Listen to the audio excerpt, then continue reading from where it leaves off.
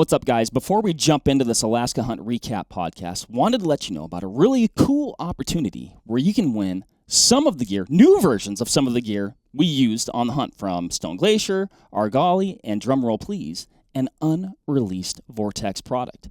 To enter, simply subscribe to the Vortex Nation YouTube channel, comment on the video, Alders to Alpine, a Kodiak blacktail bonanza, August 20th through the 30th of 2023. The winner will be announced August 31st of 2023, the day we officially announce this really cool new product. A product I wish was ready and I had for the hunt that we went on. So stay tuned for that. Enter to win. And enjoy the video. Enjoy the podcast. We'll see you guys later.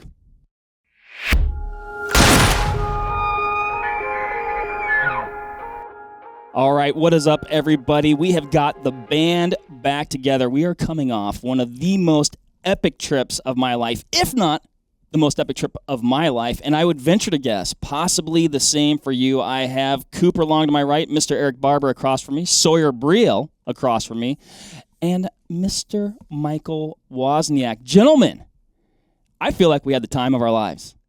Absolutely. We did. Correct. 100%. Definitely did. It was absolutely off the charts in every way possible, and we're finally getting to talk about it, I guess, now while we're recording. We haven't stopped about talking about it since we got back. I know everybody's screensaver is some sort of picture from that trip, so yeah, thanks Mike and Coop for the insane videography and images there. But so this podcast, really just a wrap session, a recap of this hunt. Like I said, I don't know, man. This was special. What was the hunt? I thought I mentioned that in the beginning. Kodiak Island, Sitka blacktails, August, up in the Alpine, hiking up from the beach, the hard way, gentlemen. We did it the hard way. We did. And it was off the charts. So I've been lucky enough to, I've been to Kodiak, essentially once before, a couple other Alaska trips. But it never ceases to amaze me just how grand and huge that place is, just how big the country is. It's just everything about Alaska is next level. I feel like Kodiak is even in some ways next level to that in some regards when you throw some of the elements the big bears, bear density, more big bears in. But what were some of your guys' thoughts pre-hunt and then when you saw it? Yeah, I mean, I don't know about you guys, but I feel like getting the gear list from Brad and you were almost like the dad. Yes. Coop and absolutely. all Marco of us would dad. go to Marco for gear questions what are we sleeping on? How are we sleeping? Where are we sleeping? Stuff like that. I mean, coming to you for all that stuff was huge, Absolutely. Yeah, definitely. I mean, I think the emotions ranged from excitement to slightly horrified to very unsure. I will second that 100%.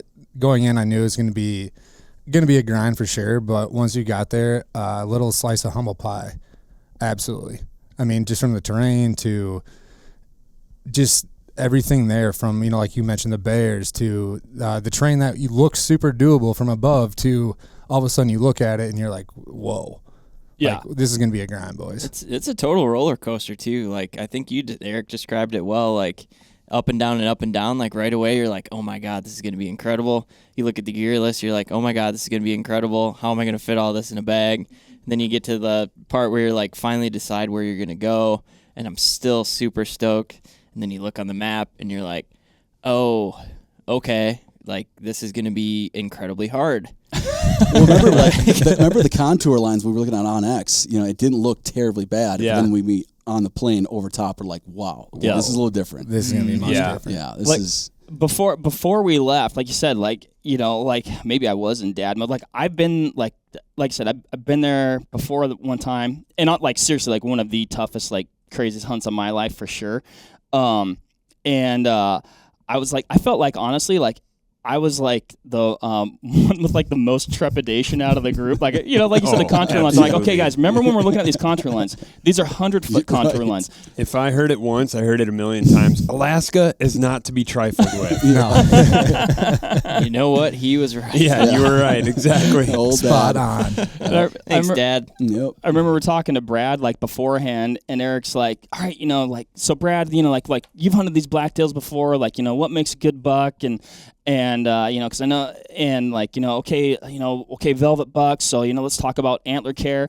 And in my head, I'm like, where's the water at?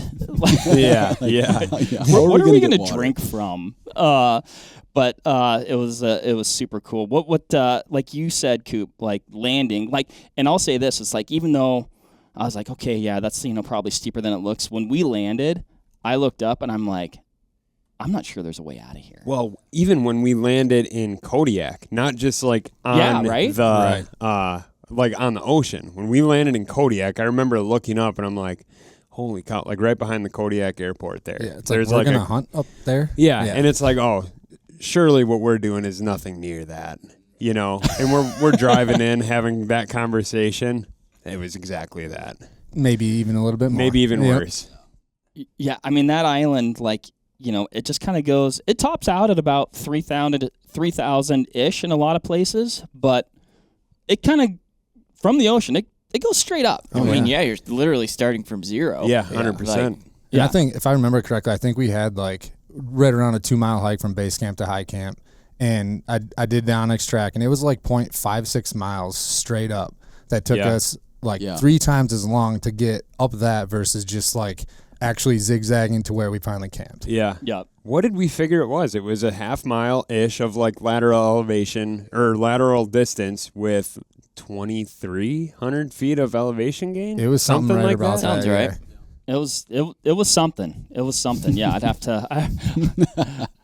My body would have said 10,000. Oh, absolutely. But let's back. We got to back it up. Back it up, up, Terry. Back it up, Terry. Yeah, we've throw it in reverse. And full disclosure too, everybody gassed it up with some form of energy drink prior to this podcast. I think, dude, we're amped up, man. We're ready. The flight in, the bush plane flight in.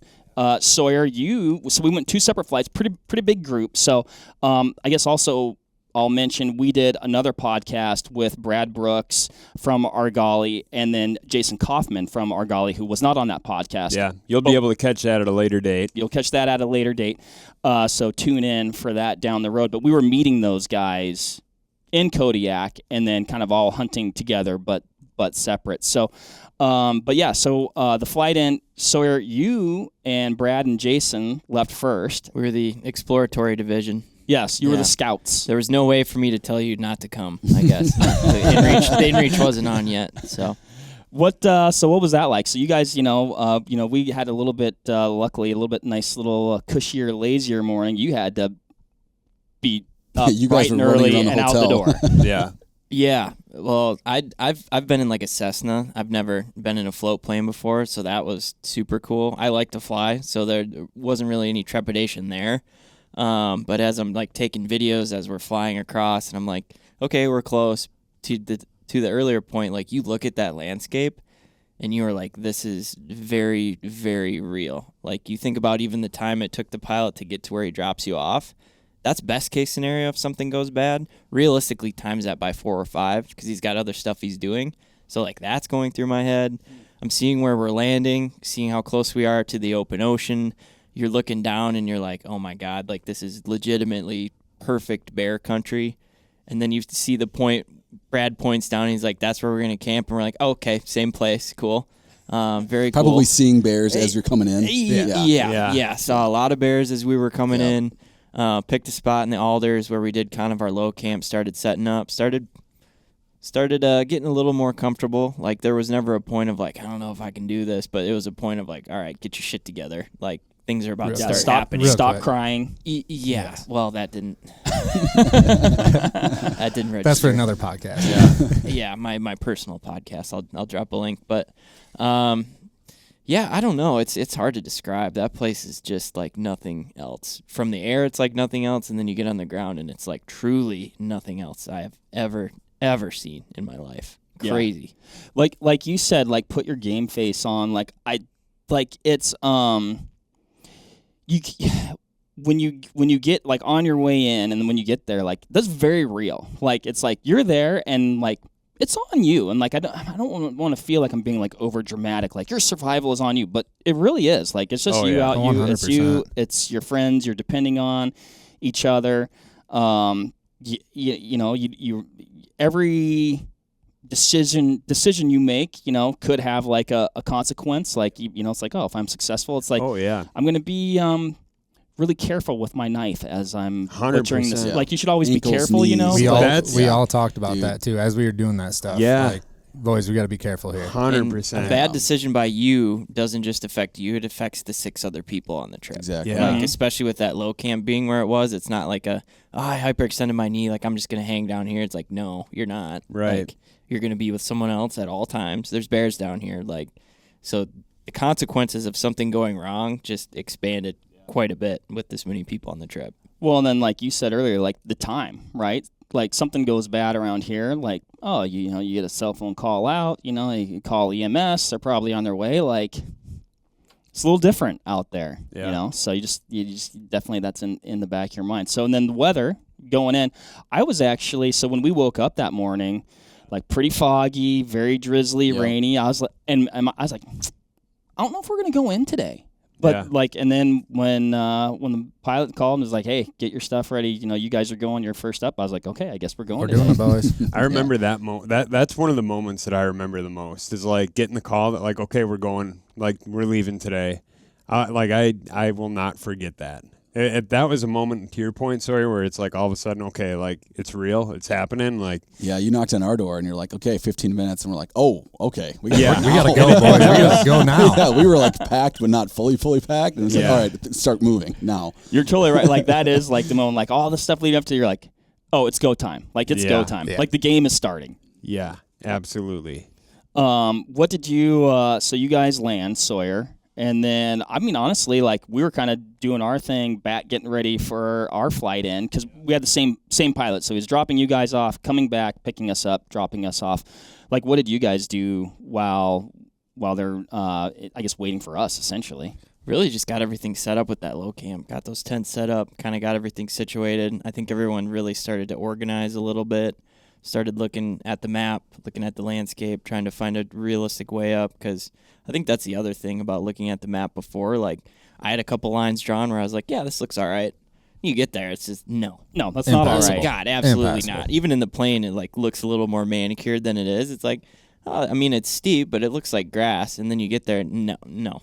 It's up to your neck, like, not a thing. 1 step forward, 5 steps back kind of thing. Exactly. So I think we were just getting kind of settled in, and it was kind of hard for me still to be super excited at that point. My brain was just like, all right, just get up to high camp, like then you can get excited, then like you can step at a time, settle in a little bit. So there was still not anxiety, but a little bit of apprehension, like, man, we got to get up there, like that's going to be really, really hard. So yeah, I mean, I'm 100% the same way, like kind of like I was talking about earlier. It's like, okay, once we have like food, water, shelter set up, it's like, okay, now we can go try to hunt. Brad said something that struck me right before we got on the plane, and he said, eat the elephant one bite at a time.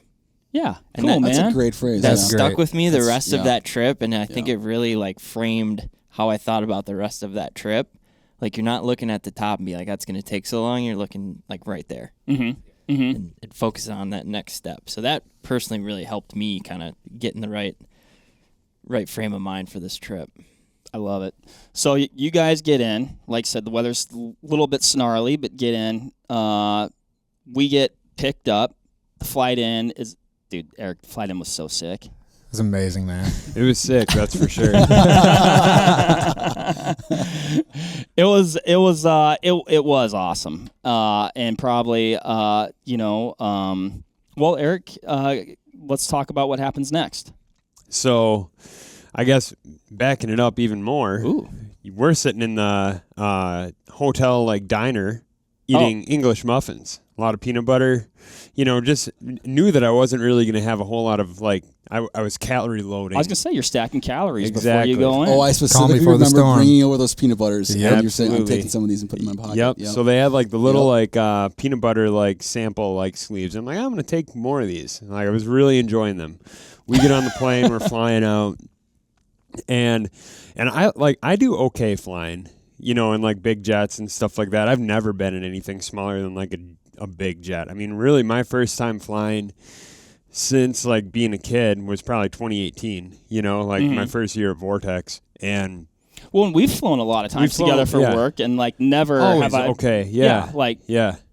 But we got on that thing, and to paint the picture, you're wearing waders, you have your rain jacket on, it's tight in there, you're packed in like sardines in the back seat, and so like you're hot, you're kind of like already just like hot, right? Slightly like, uncomfortable. Yeah, it was okay. So it was you, Marco in the middle, me on the left, Koopa's up front. Yep, It's exactly. It's a little stuffy in there. Oh, It yeah. is. Yeah, for sure. 3 big dudes in the back, like Definitely. For sure. And we're like, airflow is limited back there. We hit a little bit of turbulence, and right away I kind of like, I'll never forget, I did the like reach, right? Like the classic like roller coaster reach. And Mark, you're like, you're fine, just call, you know, like that's how these are. Because I was like, I thought you were just like nervous about the turbulence. Not nervous about the turbulence. And I was like, oh, like, you know, I've been in a fair amount of small planes. I'm like, this is what they do. Yeah. You know what I mean? This is like, it's always like this. And when you said that was the moment that I knew we were destined for vomit. When you said they always do this is normal, I'm like, okay, well, it's not going to get better. I was just a unassuming victim at that point. So at that point, I'm preparing myself. We had Willie open up the like vents on the plane or whatever.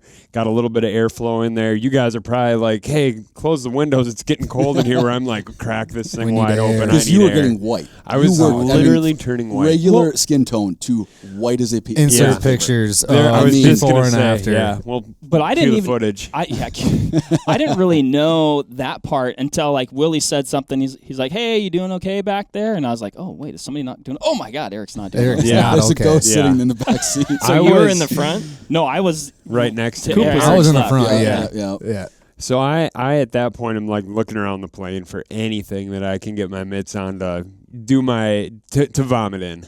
And right about that point, Willie hands me his Yeti mug.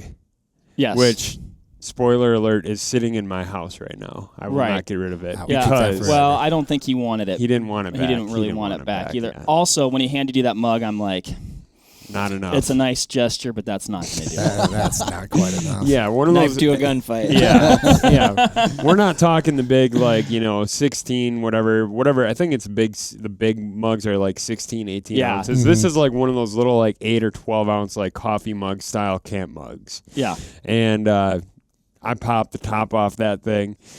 And I'll never forget, we hit some turbulence, and at that, I dry heaved. And that's when I knew I'm like, this is happening. It's happening. I held it in for maybe another like 30 seconds. We hit more turbulence, and it just started coming. And I'm getting it in the mug. We're doing okay. Fill the mug up like that. I go to cap the mug. This is where things get a little peanut buttery. The cab is filling with the aroma of just it could have been worse. And actually, at this point, butter. I didn't even know that he was doing the job already. All of a sudden, I just start smelling this very pungent I'm snapping peanut butter pics, smell. and then you So- turn around and start filming. I'm taking pictures. Yeah. Like we have to get it. Yeah. As good friends Yeah, will do. Exactly. Long story short, I fill that thing up. I go to cap it. There's so much in there, and I'm holding it in. Cap it. When I cap it, I create pressure on that mug. And Mark, you took it head to neck to chest, covered you in the vomits. It was, I felt it land, because like you said, luckily I've got, mostly rain gear and waders on, but the trajectory of the vomit, for the listeners out there, I guess in some ways, picture putting your thumb over a garden hose. That's a perfect analogy. And it went like straight up and then dropped down my neck and like into my hood. And Mark, I will never forget, you are a germaphobe as it is, and I will never forget looking at you and saying, I'm sorry, and you're just like, it's fine. Don't make a big deal. And I'm looking at you, and you're not looking at yourself. You don't know how bad it is at this point. Exactly. No. You are literally covered in vomit. I was in denial at that point. To some degree. Well, no, and also like I also like didn't want to move because like every time I moved I could like feel it more, and I didn't want to like spread it around, How far into the flight was this? Because that was like what, hour flight, give or take? I would say about halfway. I'd say you made a good halfway. Yeah. That's still 25 minutes of pukey time. Oh, yeah. though. That ain't good. No, man. No, Yeah. and it didn't stop there. I mean, once you capped it was Yeah, just, there was more after that. Like, Oh, I mean, okay. it kept going for maybe another minute or so after the capping. This point, there's nothing really else to go into, so it's mainly the ground, the floor of the plane. mugs full, Clark. Yeah. So at this point now, like we have 20 minutes of like flying left. We land. It is literally like that's the moment too. We hit the water, and I start looking around, getting to my surroundings a little bit as we're kind of like coming into shore. And it's pouring rain. I see these guys out there. It's like hoods up, like cinched up, rain gear fully deployed, battering the elements. And we get off the plane. You're covered in puke, and it is pouring rain. And here we are. Welcome to Kodiak. Man, I'll never forget seeing Mark's face. Like Brad, Jason, and I, like we're amped, we're ready to go, like we're excited. And Mark steps off that plane, and I immediately knew something was very wrong. I couldn't see any of the puke, but like the look on your face, I don't even know how to describe it. I was just like, something is very wrong. And my brain is like, God, like, did something happen? Is this going to set the tone for the trip? Like, I'm worrying. Then I get the story. My big thing was like, whatever, you got sick. Like I wasn't like mad or anything, but you go into that trip like you're not bringing like a lot of stuff, so you're like very minimal gear. Like so I was like, well, also like the brown bears, right? So like I'm stepping off the plane. I literally we haven't arrived yet. I smell like peanut butter. Hey, boys. Daddy's home. And brown bear. Marky Bear has arrived. Yeah, Marky Bear has arrived. I brought the bait. It's me. Surprise. So I'm like wondering, I'm like, great, now I'm covered in peanut butter. Now I have peanut butter smelling everything like in our tent. Like my base layer shot, that's over. We're leaving that down at base camp. So that now I'm down to base layer top. I'm like, we haven't even started yet. But we're focusing way too much on this because this is like seriously like such not even a big. We had to get it in though. We had to get the puke sorted. We have to. So we land. It's raining. You change, and now it's time to hike up. Yeah. Like you said, you guys got the camp. We ditch any stuff that we're gonna leave at the bottom, other essentials, a little bit of backup gear. Go to head up the hill, which you and Brad and Jason had picked a route that honestly worked very well for most of the way. Yeah. Yeah. If you were a mountain goat, it was perfect. Fair. But I mean, we almost like we were at the top. Like we were almost at like the terminus of we were as high as you could get, and it just goes to show like in this country, like you can look at the aerials all you want, this, that, the other. Yeah. There's some stuff that you can't see, and what we couldn't see was like a cut in the terrain where I think it was like literally cut through by like a stream. You could hear rushing water in the bottom. It wasn't like it was just a little cut. It was a cut with water like audibly rushing. Right. And it was steep enough, like Brad was closest to it, and it was steep enough that it was like one of those deals where he's like, I'm going to go over there and check it out, and I'll let you guys know, Yeah.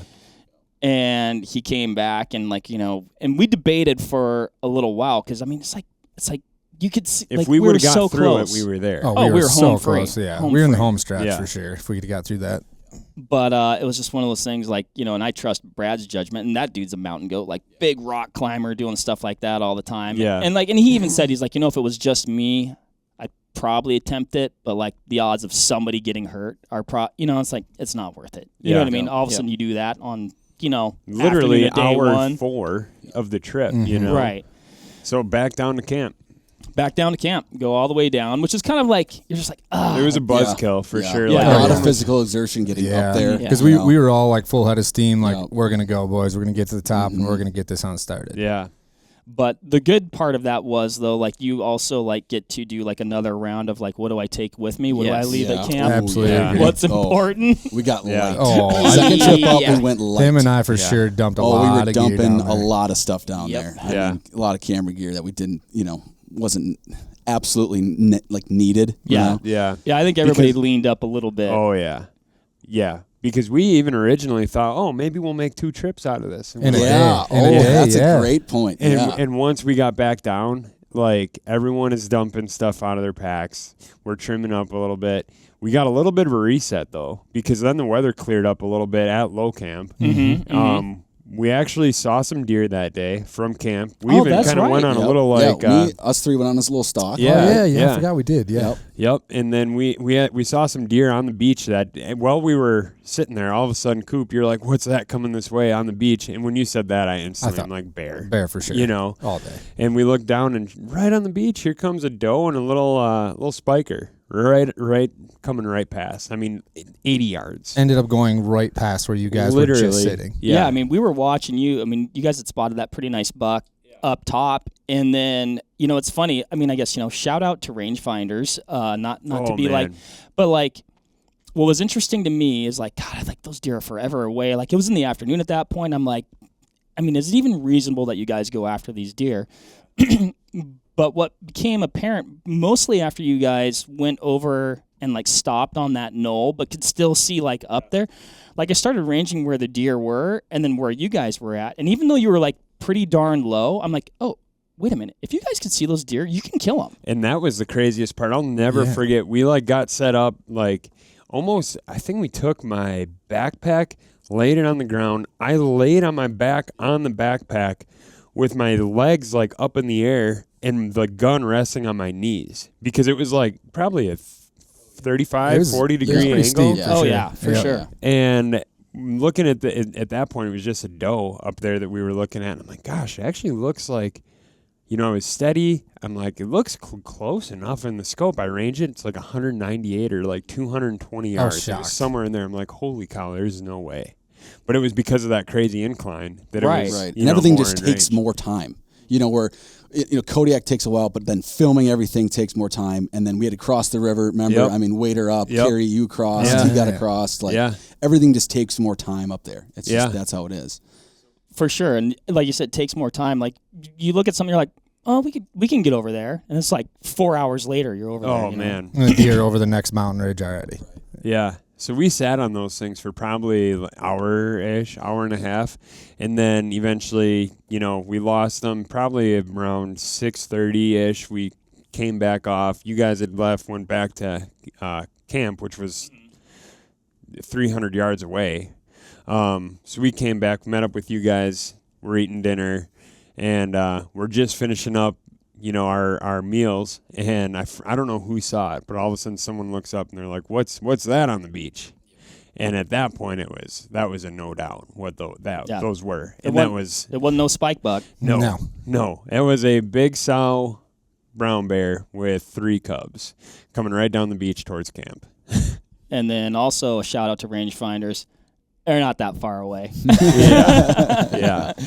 I mean, they were just across the bay from us, and my big worry there, like I actually don't worry about. I mean, you have to be like cognizant and always be for sure. And they're on bear the fish, aware and consideration and stuff like that. But I thought for certain, particularly because of the direction that they were headed, and the fact that we were basically camped at the mouth of a very chock full salmon spawning river there. Like literally it necked down, not like 300 yards from camp. I'm like, oh, those bears they're coming over by us to fish. Yep. Yeah.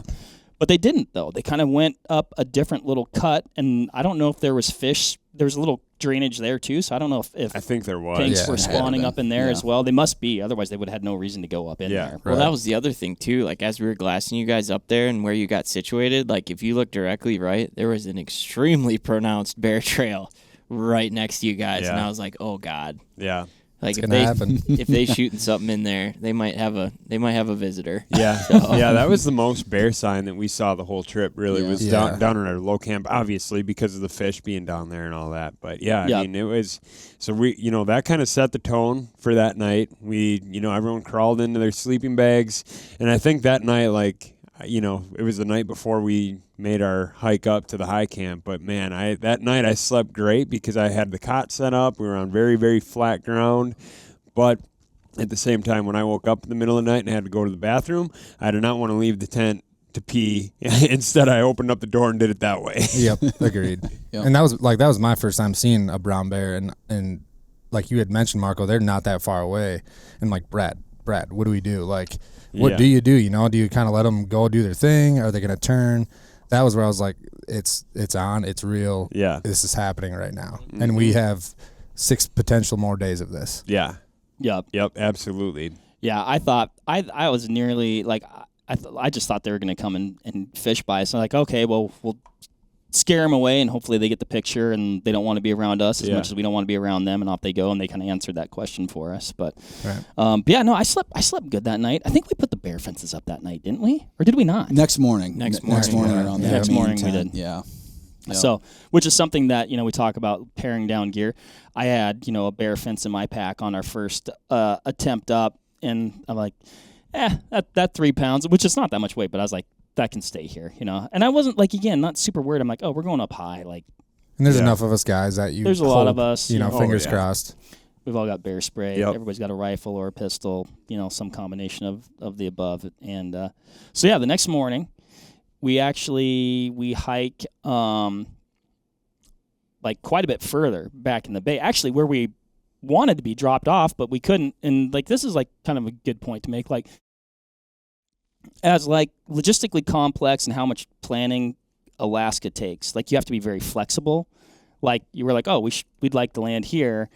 And then Willie's like, yeah, I mean, the tide needs to be in, we need Wind's the wind's got to be a right, certain direction. So we landed, I don't know, like 2 miles, something like that, like away from where we ideally wanted to go in. So we hike to the far back end of the bay that morning and actually go up what we had marked as like our initial route that we wanted to do. Right.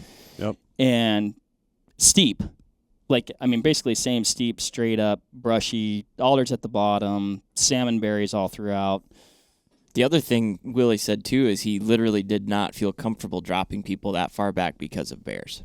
Yeah. He said that a couple times. So I thought that was very interesting, too. Like, tide's got to be right. These things got to be right. Oh, and I literally don't feel comfortable dropping you there. Yeah. We'll couple good reasons, Yeah. Which, like, when you think about it, like, how long he's been in Alaska, like, all the stuff that he's seen, like, you would think, like, and he's like, yeah, I don't think that's a good idea. Like, I'll trust his judgment on that. Absolutely. Yeah. But we make it up. We grapple our way to the top. It's nasty. It's like brushy, but also slippery. Like we talked about, there's a big group of guys. So I know one thing that we like, and maybe nobody knows, but it's like, did the first guy have it worse because it was like super thick and he was breaking trail, or did the last guy have it worse because it was like kind of like a slick mess, by the time everybody went through it. But we make it to the top. Success. Step one. And then it's kind of time to make camp. Now, I'd be curious, Eric, because when we got to the top, I felt like you just wanted to drop gear and go hunt and figure out camp later. I did. Okay. That was the vibe I was getting. Yeah, that was the vibe I was putting off. Yes. Straight killer. Yeah. You are correct. Yeah. I was in the camp of make camp, get our gear in there, get settled, and then go hunt. And I don't know, I'm still glad we did that because it was the right call. For sure. We got situated, everybody got their tents up, and then, got our sleeping bags, mats blowing up, everything in there. And then in classic Kodiak fashion, it started to rain again. Yeah, which was perfect because we did have this stuff set up then. Yep. Much better than setting that stuff up in the rain. Right. Like we had it up already, and then we just kind of tucked in for a little bit. Yep. Maybe an hour tops, I would say, hour-ish. And then the rain kind of broke, and we came out, and spirits were really high then because we were finally going hunting. Mm-hmm. Spirits were high, we're going hunting, and from camp, we can see something. Very large buck. Very large buck. Like huge buck. Bedded atop a mountain. It was like the most majestic sight I think I've ever seen. Like, that thing is up on probably another 1,000 feet, maybe 500 feet above us. Easily, yeah. Mm-hmm. And no, but 1,000 feet. Yeah, I know like what elevation we're at, and that's like another 1,000 feet up. 1,000 feet above us, top of a mountain, bedded up, overlooking the Pacific Ocean. Like literally the most iconic sight. Like I can close my eyes right now and see that thing up there. And the most crazy part of it all is we're 2,500 yards away, looking at it through 10 power binoculars. I can see his rack. Yeah. He's huge. Dude, the color of those deer was so striking to me. Even like I watched videos on YouTube, like read articles, like you see some photos, but they're like spotting deer in the plain, like on the way there. And like, I see a few, I'm struggling a little bit because I think I was just looking for the wrong color. But man, you weren't there. looking for bright red? Yeah, that color is so striking. Like, I couldn't believe it. That was insane. To your point, seeing that, it was just like, oh, that's a deer? Like, yeah. I've never seen anything that color before. And just where that thing was, too, it was his kingdom. You know, like he that was just... Because we were kind of camped on a saddle, right? Saddle, mountain on side, mountain on the other side, So we were right in the middle on a saddle. And we were able to kind of glass up, find buck right on the skyline. It's cool. Yeah. It was insane. Yeah, that was definitely one of the most like majestic, just like, and like you said, like he was the king. And I was looking at him too, and I'm like, I mean, obviously he's bedded where he's bedded because like it's so funny because like I doubt like nobody had been in there hunting this year. You know what I mean? No one had probably been in there in the last how many years? Say, that was probably right. Yeah.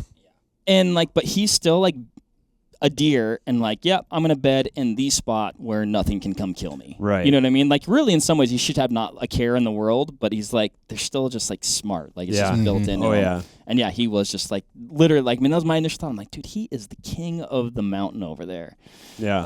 So that was cool. That was like probably about noon, 1 o'clock. Something like that. Yeah. Yeah. And we're like, okay, well, there's a deer here. Yeah. And a big one. So we split up. Yep.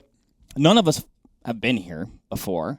So Sawyer, you and Brad and Jason kind of go the direction of that deer, which actually, even though like it's like, oh, there's a deer over there, like we knew there were going to be deer everywhere. We knew there, like, we figured, nobody knows what direction's necessarily going to be better or worse or where, but like also like that deer didn't like. I was like, that's a cool deer. Like I don't think you can go kill him.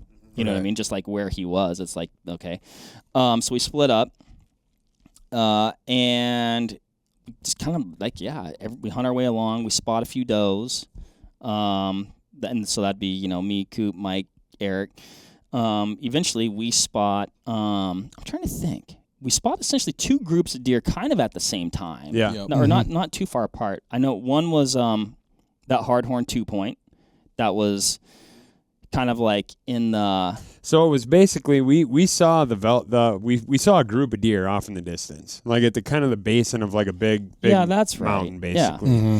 like big open flat, right, that goes up to the top of the peak, and all those deer were kind of like right where that basin starts to gently climb up to the top. Mm-hmm. You got a bunch of finger ridges that come up there and a main ridge that connects that saddle that we're camping on. So we had taken that saddle over to that spot because we saw those deer right away. Like basically as soon as we left, like we maybe made it 200-300 yards before all of a sudden we're like, oh, there's deer there. We don't know what they are. We just see deer. Right. You know, so we had got over there and we kind of had this plan that rock. We wanted to get to that rock because we didn't know if that rock was like 500 yards or if it was going to be 200 yards. I mean, I thought it was going to be like 250, 300. Same here, for sure. And we finally get up to that rock, peer over the top, and it's a really nice buck, velvet buck, probably a 4x3 or 2x3. I mean, he for sure had at least 3, and I think a split. So I think it was a 4 on that one side. Mm-hmm. And he's just bedded out in the open with a bunch of other deer. But we range him, and he's 548 yards away. And it was windy that day.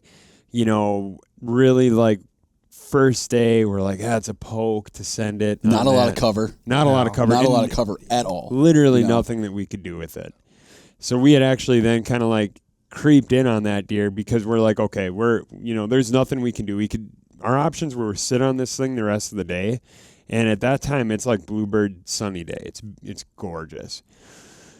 And the decision that we kind of like talked about as a group was like, okay, it's beautiful right now. We can sit on this thing all day and hope that he gets off that high point and kind of comes down towards us and we get lucky and we shoot him. or we get aggressive knowing that, yeah, we've got great weather today. Let's hunt while the sun's out, literally make hay while the sun's out, get in on this deer. We're either going to blow them or we're going to shoot them. And so we opted for that plan. Got into, I think the closest we got was, we took 100 yards off. I think we got to 428 or something like that. And all of a sudden he got up, and it wasn't like he got up and stood and looked at us. He got up and was out. He was gone. I mean, See you later.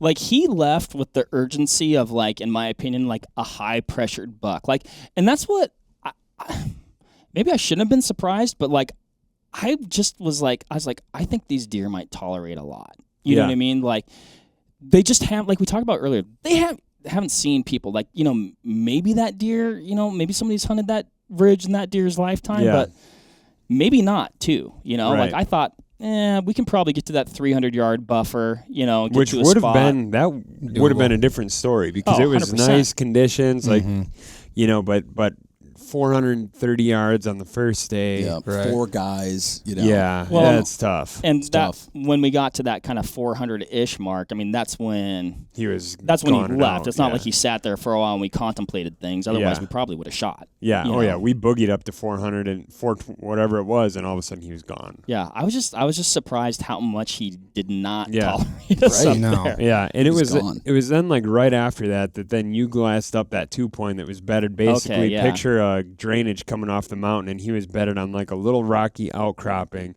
but with literal just waterfall underneath him. Waterfall, not a waterfowl. Waterfall. Yeah, like it was one of those, like, where he was bedded. It's like, okay, like, if we shoot him, We're not getting him. The alder buck. yeah, for sure. if he kicks and goes down the hill, this is going to be a little bit of a situation. It's like if you shoot him and he hangs up, I mean, you probably get him out of there. But it was even half sketch getting down to him at that spot too. So and we were 270 from him, like definitely in range. Had him in the wide open, but then the things that were running through my head were not only that, like if we shoot him and he drops down, but also like if you shoot him and you don't, even if you hit him, right? Like the way that Alaska works is you're notching your tag. So whether you recover that deer or not, like you've notched a tag, So it's day one. That's consideration. We decided not to go after him, and right about that time, all of a sudden we hear a couple gunshots. yes, Sawyer, please. What happened? Fill us. Oh, so I'm going to say this. So we hear gunshots like, and we're all pumped. Oh yeah, we're like boys are getting her done. and then like a little bit later, like a third shot, and that's when I'm just like, Something happened. What's going? Yeah. Like, but I don't know. Like, Something did happen. at first, I was super jacked, and then I hear shot 3, and I'm like, okay, that could be good or bad. Yeah. Yeah. Because I know, like, here in Wisconsin, oftentimes you hear, you're like, oh, somebody shot, and then, 5 shots later, and you're like, yeah, that deer's still running. Oh, yeah. Yeah. What's going on, Sawyer? What happened? Yeah, I mean, like you said, we went the opposite way, kind of made our way over there. I would guess probably 3-4 miles-ish, give or take. Not super far, but obviously, like you said, Mike, everything takes longer. And you're kind of meandering, too, because there's deer everywhere, whether you see them or not. Like, you don't want to miss one, so we're kind of being careful that way. But make our way over there, see a bunch of does, kind of sitting there, and then I spot 3 bucks. I believe it was 3 bucks. And they were, at that point, I think they were 600-700 yards. So the scariest part of the trip for me came after that. It was not the bears. It was not hiking up those hills. We side-hilled, like a lot of which was scree rock, and it was legitimately terrified me. Like, because it's like we were on that as well. We found ourselves there. Oh, yeah. It was weird. it was, and we said Brad's mountain goat, right? He's been here. He's done the thing. Same with Jason. I had not done something like that, so all you can think about, I know I said earlier you're just thinking about your next step. I broke protocol in that moment, and I looked down, and I was like, yeah, okay, if I fall, like, nothing's stopping me. Like, it's game over at that point. So there's the excitement of going to try to kill that buck, but there's also, like, I am not going to hurry because they're just chilling there. And it was absolutely horrifying. I think that was definitely the only point on the trip where I was truly frightened. But Yes. so we get through that. like Eric said, we ended up. Spoiler alert! We're not going to get too far. That's death hill. We traversed that same thing. So like everything you're talking about right now, like I can picture like every step you're taking. I had the same feelings. Yeah, for sure. So we get to another kind of vantage point where we're kind of peeking around. We can see them. I think they're probably 400 yards at that point. And Brad's like, well, we can get to probably 200 if we do some more sneaking. But there was a point where we could get to 300, and I was like, yeah, absolutely, doing that. So got to that point, got set up. The first buck was bedded, so shot that one at about 300. And it was probably a situation I'll never find myself in again unless we, Lord willing, go back. I've got 2 buck tags in my pocket, and there's just bucks everywhere. Like, it's a dream scenario, right? So I shoot the first one. And then Jason shoots one. Did you know there were 3 buck or more? Like, you knew there were multiple bucks? We could see 3. Okay, if so you I'm remembering did see correctly. all 3. And there was more than 3, which Oh. we found out. Oh, okay. So we should have done a European hunt. Well, I have to bring up something that Brad said, because when he was kind of recounting the story, he was talking about like how like, okay, yeah, we could get to 2 if we do this, and how you just like looked at him and you're like, no, this is good, and like Brad's just like, man, this guy is cold-blooded. Yeah. That's exactly how it... Dude, I was just as cool as he described. No, dude, nerves are going a million miles a minute. I'm like, don't mess this up. Like, God, what an opportunity. Like, we're early in the trip. The weather's nice. So I shot that deer. Jason, who was right next to me, shot a deer that was to his left. Another really nice deer. And the moment is just crazy because I felt supremely confident about the shot, but it was on kind of this small little knob. So I watched impact and then went to get back on the gun, and he must have just barely rolled back behind. So I can't see him. We can see Jason's deer is dead. So I get back on the gun, and there's other deer behind them that now made themselves visible. So I knew the first buck was a really nice buck, and I see another one walk out that is also a very nice buck. So the scenario going through my head is I've got 2 tags. If you hear it once, you hear it 1,000 times. If you get nice weather, take advantage of it. I didn't have eyeballs on the time at that other deer. So I was like, here's what's going to happen. That other deer walked out. When I had shot the first time, the rifle came back a little bit and got into some moss. So that second shot you guys heard hit a lot of moss. So missed, obviously.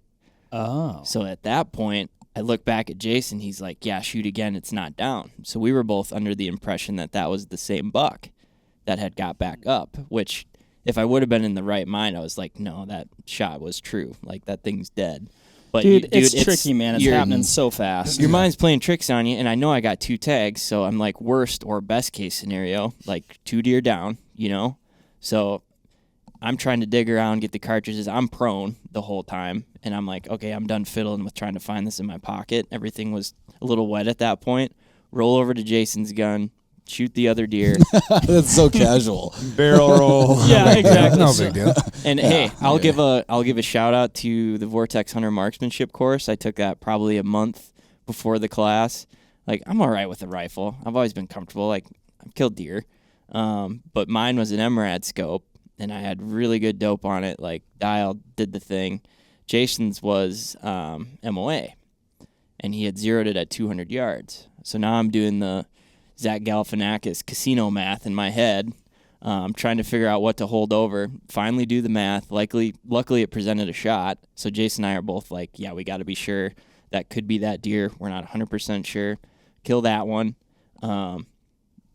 Dies. But I meant to anchor it down with the shot, and I felt good about the shot.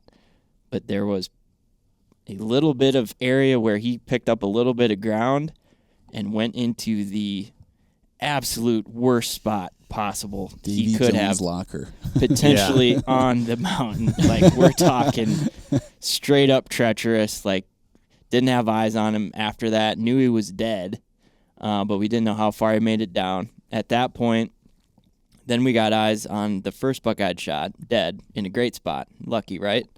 So we make our way over to where that stream's running down, just total Absolutely. Like a hellhole. Hellhole. Absolutely. Rocks, the whole 9 yards. And I will say, like, you know, just to point out, like, you made, like, gravity, like, you poleaxed that deer. Yeah. Like, stoned him. But he rolled. But gravity, when something is vertical, will take something I feel like down. I feel like throughout the trip, to your point, Marco, that was more evident every day that went on. Yeah. Gravity was not in your favor. Yeah. Yeah. The situation got Western in all the ways I could not necessarily control. Like, I couldn't have been more happy about both the shots. Like, Yeah. In that way, I'm stoked. But then we're walking over there, and we didn't see it right away. So I was like, okay, hopefully around that next bend, get that far. Then we finally see it, and it is in the absolute most treacherous spot I have ever seen a dead deer in. So at that point, we're like, all right, we know these 2 deer over here. Jason's working on his. We're going to save the other one. We know where that one is. So we start working, and at that point, we are just shuttling meat up, coming back down, shuttling meat up, like straight up treacherous. Got it out of there. But then at that point, we see that buck that was down there is better than nice. Like, really, really, really nice buck. Like, both of them are, like, for me, once-in-a-lifetime bucks. Dude, they're giant blacktails. Like, Super very, very nice nice deer. bucks. So, all intents, like, wish I would have just nailed them both, lay down, be done with it. It did, looking back on it, it's, like, kind of cool it happened that way. Like, he was dead before he fell. So, nothing weird happened that way. But it was a rodeo, for sure. When you guys, like major... Wait, were you like, how do we get down to that thing? Because, like, it just falls off. Luckily, we were able to follow that stream all the way down, just walking through it. Oh. And he died right in the stream. Jeez. So we had to use paracord to tie him off. It's awesome. It's awesome. Now You survived, right? Now it's great. We were able to cool the meat down in that stream, like, great, right? And we figured it out. Obviously, Brad was a ginormous help. But were you like just really cool at that point too? Were you like, yeah, I just kind of like to shoot them in these spots so they cool off quick. It was hard for me to be excited in that moment because I was like, God, like, you're mad at yourself. You're like, man, that situation didn't really necessarily work out how I wanted it to. I'm getting mad at you for like you being like you did like in my opinion, like just hearing Brad and you tell the story and then hearing it again, like you did everything right. You didn't do anything like. You shot a really nice buck. Another buck essentially gets up right behind it. Things are happening fast. You know you have 2 tags. You're like, well, I'm either going to shoot 2 deer or I'm going to anchor the deer that I've already got hit.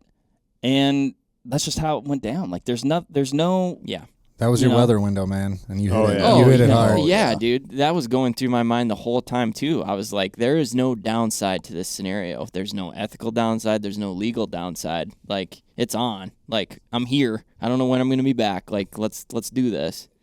And it ended up working out, but, yeah, that second deer was difficult. That was a rodeo. I'll never forget from our perspective then, like, we don't know any of this. No. And so we sit the rest of the day. We kind of like hike up and over. We're like not, we found a couple more deer here and there, and finally at the end of the day, we kind of get on that basin where that original buck was. And from that basin, we could see camp. And now it's like late in the day. Like, what do you think? You shot that deer probably like 2:00-ish? I think it was 3:15. Okay. Yeah. So like 4 or 5 hours have gone by now, and like you guys are getting back to camp. And I know we initially like last when you guys were working on what was probably your first buck, the one that was in that more like viewable position. Yeah, we're it's like, kind of oh, like there's a couple mountains over. We see white game Game bags. bags, We're like, yeah. okay, We're well like something pumped. happened. Yeah. Right? So like the way that we pictured it in our head was just like, a handful of shots for a deer, like probably hit them, deer's probably moving, had to put another one in them. Exactly. Because you want to anchor those things before they get off of those cliffs, like to your point there, So we're like, oh, sweet, they got one. And then we're glassing some more now, and we're Wait, there's a more. lot there's a lot of game bags. Yeah, we're like, You get the juicer. yeah. Where I'm like, oh, I think I see like 12 game bags. Like what? I'm like, this What doesn't happened mean. up there? Yeah.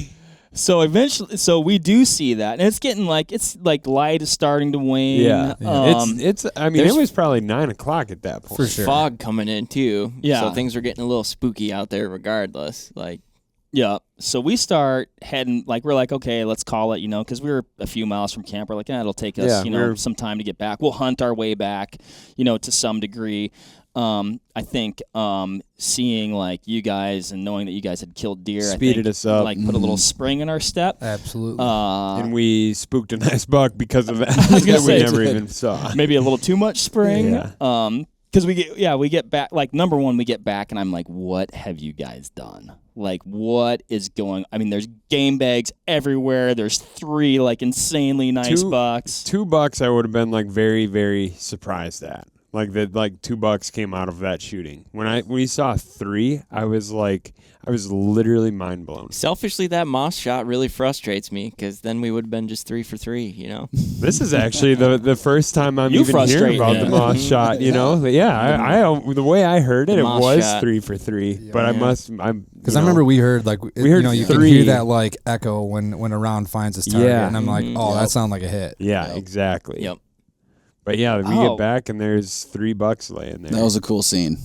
Coming back, you guys were super jacked. Like, that was super jacked. But you could also tell that you guys had done some work. Yeah, I could tell you were pretty well cooked. You guys witnessed the only fall of the trip, Mark. I think you said I was hurting. Like, they're boning the deer and a half, like, and I ate absolute backwards. Like, and it wasn't even that treacherous of ground. I think I was just so tired, but I think you guys saw it. Well, because we're like, somebody's getting close to camp, and I can't remember if we could tell. No, I think we could tell. Yeah, because we were glassing them up at that point. Yep. Yeah, and it was one of those falls where, like, I'm sure everybody's fallen in their life. Mark, have you? Yeah. But one of those where, like, you Vortex falls, big faller. You're on the ground before, like, you know that you fell. All of a sudden you're on. It's a cartoon. It was a banana slip cartoon. Like. And you got up so quick though. It's because in my brain I knew if I didn't get up, I wasn't getting up. At that point, my body was so spent. I was just like, I can see camp. Like, I ain't going out this way. Like, get up. You're almost there. So funny, but at the same point, it's like every single one of us fell on this trip multiple times. Totally. I think that was the only time you fell. I fell multiple times. Oh yeah. So it's like, it's funny, but at the same time, like, literally everyone did it. Literally comes with the territory too. Yeah. Like, if you go and think you ain't gonna fall in that place, like, good luck. No. Yeah. And to your point earlier, Marco, about if you're first or last in line, is it better or worse? And you and I were at the tail end, and I don't know. I'm going to sound a little selfish here, but I think we had the blunt end of it. I agree. I agree. It was pretty sloppy in spots where you'd go, like, which was interesting. I was actually surprised that it would get down to that point because the vegetation was so thick. Like, you would think it would just kind of, like, compress, but you'd get to those, like, kind of, I guess, spots where you just get down in the mud and it'd just be like, you'd go to get some purchase with your feet and just like shunk, shunk, shunk. You're taking like 5 steps to take 1 step, Right. But yeah, so we get back. Sawyer's still intact after his fall. You're like a cat. And, dude, like, yeah, I still, like, I know we talked about it. I will never forget seeing just that, like, just slew of game bags, like, strewn about, like, those 3, like, I was just like, this is, like, unbelievable. We get back to camp. We eat some food. Spirits are high. Mike has to go to the bathroom. Yep. Mark, what did you follow up Mike's? Mike had to go number 2. Sage advice. I was gonna say this is sound advice. I think this is. We had found our water. So for context here, our tents are kind of all in a line. I'm on like the lower bench. Coop is up probably 30 yards. Yeah. 30 yards ish on a hill. Like, you were not sleeping well. I picked a bad spot. Sleeping well. Woke up at the bottom of the tent. Yeah, Mark and Eric are 30 yards up, and then Jason, Sawyer, and Brad are up, kind of at the top of there. Yeah. Well, you could, and it's worth pointing out, like, that country is like, it's so lumpy. Yeah. Like, it's difficult to find a spot that even if it's not like flat or like even if it's not level flat. If you've ever been on like floating bog type stuff in marsh habitat, that's basically what this is. It's kind of like hummocks or whatever. Yep. So that's kind of like, we're all kind of like, in just kind of like where you find a spot. Yep. Anyway, Mike, please continue. And so we find a water source 200 maybe 200 yards to our right, and at the edge of that bench where my tent's at, it just cliffs off. It's pretty steep off. So I yell, I'm like, "Hey, Coop, I'm going to the bathroom." start going down. And Marco, what happened? Mark follows it up by saying, "All right, sounds good. Don't in the creek." and like it's towards the end of the day, we're all tired, and I'm just like, I just gave a smart ass comment. It was. Like, yeah. All right, Mark, I'm gonna go in the creek. I was like, in my head, I was like, that was very pointed, but well deserved. Like, I was like, so Mike followed the advice well and did not poop in the creek. Yeah. Not poop in the creek, thankfully. And then I'll follow this also with like, I was with somebody one time where I was like, why did you do that? Like, and I was almost insulted that you thought you know I would what? poop And in the you creek. That's where my head would have went. and Are for you sure. are you You actually serious? think I would do that? Come I on, would dog. poop in the creek and contaminate our water source for the Mike, next. I was tired. I wasn't You thinking were tired. straight. You were not And- thinking straight. And you should, and you know what? You should have been insulted. Like I was, like I said, like Mark. your reply back. I can't even remember what it was, but I was like, It was, I'm going to shit in the creek. yeah, So Mark, you were tired. it was pretty witty. You're tired. Yeah. You should have and done then it just to spite him at that Yeah. point. Right. So Mark, you were tired. You were groggy. Yeah, You were tired. You go to brush your teeth. Then what happened? So within the span of 5 minutes here? I'm gonna Oh, go. no, I'm down 35 low. seconds. was it that close It together? was, dude. It was close. It together. was- It was like. It was like. So yeah, so I go to brush my teeth. It's night, why not brush your teeth, right? I brought a toothbrush. Yeah. And like Toothpaste. my like little kit of those things was like kind of towards the front edge of the tent, and so like I'm not really looking as I go, and I'm like, oh yeah, cool, there's my toothpaste. And I guess I'll I don't want to bury the lead here, but you can ingest a certain amount of anti-itch cream without fully poisoning yourself. So Mark, I gotta tell this from my perspective. We've never had a slumber party before. No. So I've never been really around when you brush your teeth. And you're brushing your teeth. The tubes were like the same size.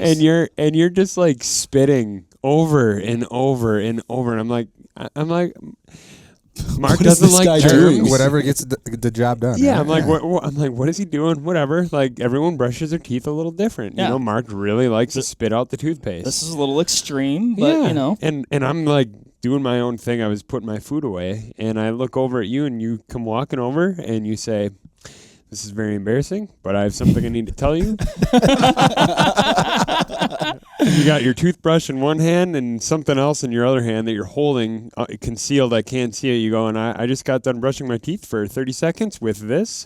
And you release the palm of your hand, and in it I see anti-itch cream. And you're like, and now my tongue is numb, and just thought you should know. And you turned around and walked away and did not allow room for a response. I was like, I need to have an honest moment here. I'm a little embarrassed, but I wanted you to know, in case I started to die, that was why. Which is actually a very good learning moment for everybody listening to this. When you are in a place like this, it's crazy how, like, something like this, right? It's like a funny thing where we can laugh about it now. But, like, looking back, it's like I remember thinking, I'm like, man, if he does have, like, a little weird or allergic reaction, like, everything is magnified when you're in a place like this. An ankle turn is not an ankle turn. Ingesting anti-itch is not just ingesting anti-itch. As low odds as something like that might seem, which it is, like, that's the other thing. It's like, dude, I'm perplexed. How could that even happen to somebody? And of course it happens to me, and it happens there, right? Like, if something weird is going to happen, I swear it's going to happen, like, on some hunt when you're in the middle of nowhere.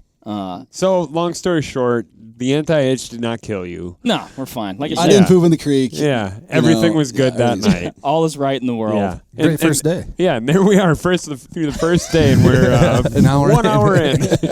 Bears, falls, anti-itch cream. So, okay, day 2, we wake up. Our plan is to go back to that same area that we had hunted the first day. We go back there. As soon as we leave, it gets foggy. We get fogged in heavy. And I think we sat there. Fog would come in and out. We actually glassed up a bucket kind of across the canyon, a little 2-point. Little 2-point, probably. He was almost 1,000 yards away. He or was something super far that. away. Yeah. So we just kind of hung out there. And then we kept making some progress back up to that basin, that original basin. long story short, I think we spent half the day there. Spent half the day. Yeah, I mean, and like you're just always hoping because you never know, like when the weather's going to break. It's like, hey, it could be 5 minutes. We might as well be out here in a good spot. When/if the weather breaks, and so we're killing some time eating blueberries. A lot of blueberries. Lots of blueberries. Like we set up on that canyon, just like, and it was like it'd be like you'd get glimmers of like, oh, maybe now. And then it would just instantly fill back up. I have actually a couple pictures on my phone. That's like the crazy sequence of how quick that stuff would blow in. But basically, the timestamp on these pictures is what's so interesting. So I mean, you can go from bluebird to like in the clouds, fogged in 5 minutes. We've got time. We took a time lapse of that too. That whole thing coming in. Dude, that same day. Through. This is the picture I took. That's the same picture I have here. You literally cannot like whiteout conditions. And that was a sheer drop right beyond that. Like you can't see a thing. So I have that same picture, right? Like this is 8:14. This is 9:02. So in 45 minutes. Just opens up, and then it was right after that. It was back to socked in. Poof, But so like you said, Eric, we kill half the day. You know, it's raining half the time, and we're just like, you know what? We were getting pretty wet. I mean, our rain gear was keeping us dry, but we were like getting wet just from you're sweating, you're wearing your rain gear, you're in pretty rugged terrain, so you're sweating. So you're essentially like your rain gear is keeping you dry, but you're getting wet essentially from within. Yeah, for sure. So we're finally like, okay, let's go back, eat some lunch. We go back to camp. Think we, ate a little lunch. Brad comes back, and then I think you guys actually weren't too far behind Brad. I think Brad had kind of split off. He was bow hunting and was on a deer. Came back, and then you guys that's weren't right. too far Brad behind sat on like a big buck. Like, Jason and I are tagged out at that point. So we're just like, dude, if you're going to stalk in with a bow, like, we will get footage from afar. Like, I'm not going in there with you. Like, I don't want to mess that up. Right. Sawyer's like, I'm not going down that mountainside again. No, that too, Coop. That too. So, like, what was this? Because I'm trying to remember. Like, he saw that buck, made a move on it, got to in range, sat on it forever, and then I think he got fogged in, and then it was like, then he finally left. Yeah. I think he got fogged in, and from what I remember, he said the wind kind of swirled, and that thing just like it didn't like blow out, but it left. Yeah. And was that then the day that that afternoon we went over there, right? Yep. Am I remembering that right? I believe so. Yeah. Yep. So we get back, and then Coop and Mike, though, like you guys instantly retire to your tents and I think catch some Z's. Oh, yeah. Yep. I checked the eyelids out for sure. Yeah, for sure. I was going to do the same thing, and then Brad came back, so then we ended up BSing. We took our time, yeah. Like we sat in the gear tent for a little bit, ate our meals, made some coffee. Brad gave us kind of the lay of the land over there, knew that there were deer over there. Sawyer, you and Jason came back then. And we weren't rushing to get back out because the weather wasn't great. There was no reason to go anywhere. We didn't even know that we were gonna go. No, if we would have left again to go hunt, like probably doing more harm than good because you just can't see. You just can't see. You're probably walking through deer potentially or country that you should be looking at. Well, not to backtrack a little bit, Marco, but like when that first morning when we got fogged in like that, Eric and I, and then you guys had split up, and we were just on different sides of the saddle, if you will. And when those guys came walking over to us, him and I were like, is there a grizzly coming? Because it sounds like, a tornado is coming at you because you guys are, brushing up against all the foliage and whatnot. And all of a sudden, bam, you're right there. That was like one of the craziest things because, like, we could hear you guys coming from forever away. And all of a sudden, like, there you guys are. Like, we could see the outlines. And I didn't know if you guys were 150 yards or 25. And dude, you were probably about 25, 30 yards. Depth perception is just like gone. See us. So that's why we were in no rush to get back out there. No. But here's the crazy part. That day and the previous day, the day that Sawyer shot his deer, were the days that we were like, oh, the weather's going to be good. Like, these are our good weather days. Those were supposed to be the good weather days. And everything else was going to get worse from there. So when those weren't like, those were probably strong maybe 6 out of 10 days as far as like weather goes. And when those were the air quote good days, we were very unsure of what the rest of the week had. Yeah, I mean, in our heads, it's like if this is good, then we're not going to see anything the next. Like we can see something like we're seeing probably like 50%, 60% of the day you had visibility, it's like, oh, it's going to get worse, you know? So again, I think maybe the point you're making, Eric, is like we need to make hay while the sun shines, literally. And then the sun finally did break, or the fog did break and the sun came out. It was crazy. It was like night and day difference. You went from seeing nothing to like, it's a nice day outside. Right. And at that point, it was kind of time to make a decision. So after talking to Brad wanted to go kind of check out some new country. Sawyer, you were going to hang back and work on your deer, get them deboned. So we kind of came up with a plan where we were going to go where Brad was. We were going to explore some new country. Brad was going to explore some new country. Hoping there might be some deer left, Sawyer. So we go over there and we start hiking in, and I think we got up on that first peak, and it, we could see deer. We just didn't know what they were. Mm-hmm. Yeah, there was like not on the ridge that we were on, but kind of like on a face to the left. It was like there was 2 pockets of deer. One had like a bunch of deer in it with a big buck that we could see for sure. Like, oh, that's a big buck. Yeah. And then the other one, which I guess in terms like it would have been like closer to us in a way, even though they weren't close, like was like a separate pocket of deer that we would higher up that we would like naturally run into first, depending on, you know. And we knew that big buck, and we knew it was a big buck, and we didn't know, I guess, how big, but we just knew it was like a nice buck that was in that first group, which is actually the more distant group. Yep. To your point, Mark, we actually would have had to go through that first group. But where that first group was, just like looking at them, even like, you know, just naked eye looking at them, we're like, those have to be bucks just because of the location that they were at. I mean, they were high. They were up almost They on were top. high, man. Very close to the top. Yeah. So we make our way like up the ridge, go. Like we see these deer, like again. We were hauling. Oh, yeah. We made time. Yeah. It was a strenuous pace. At that point, we found ourselves on that same scree slide, yes. and I was like so jacked up. Oh, dude, we were amped, man.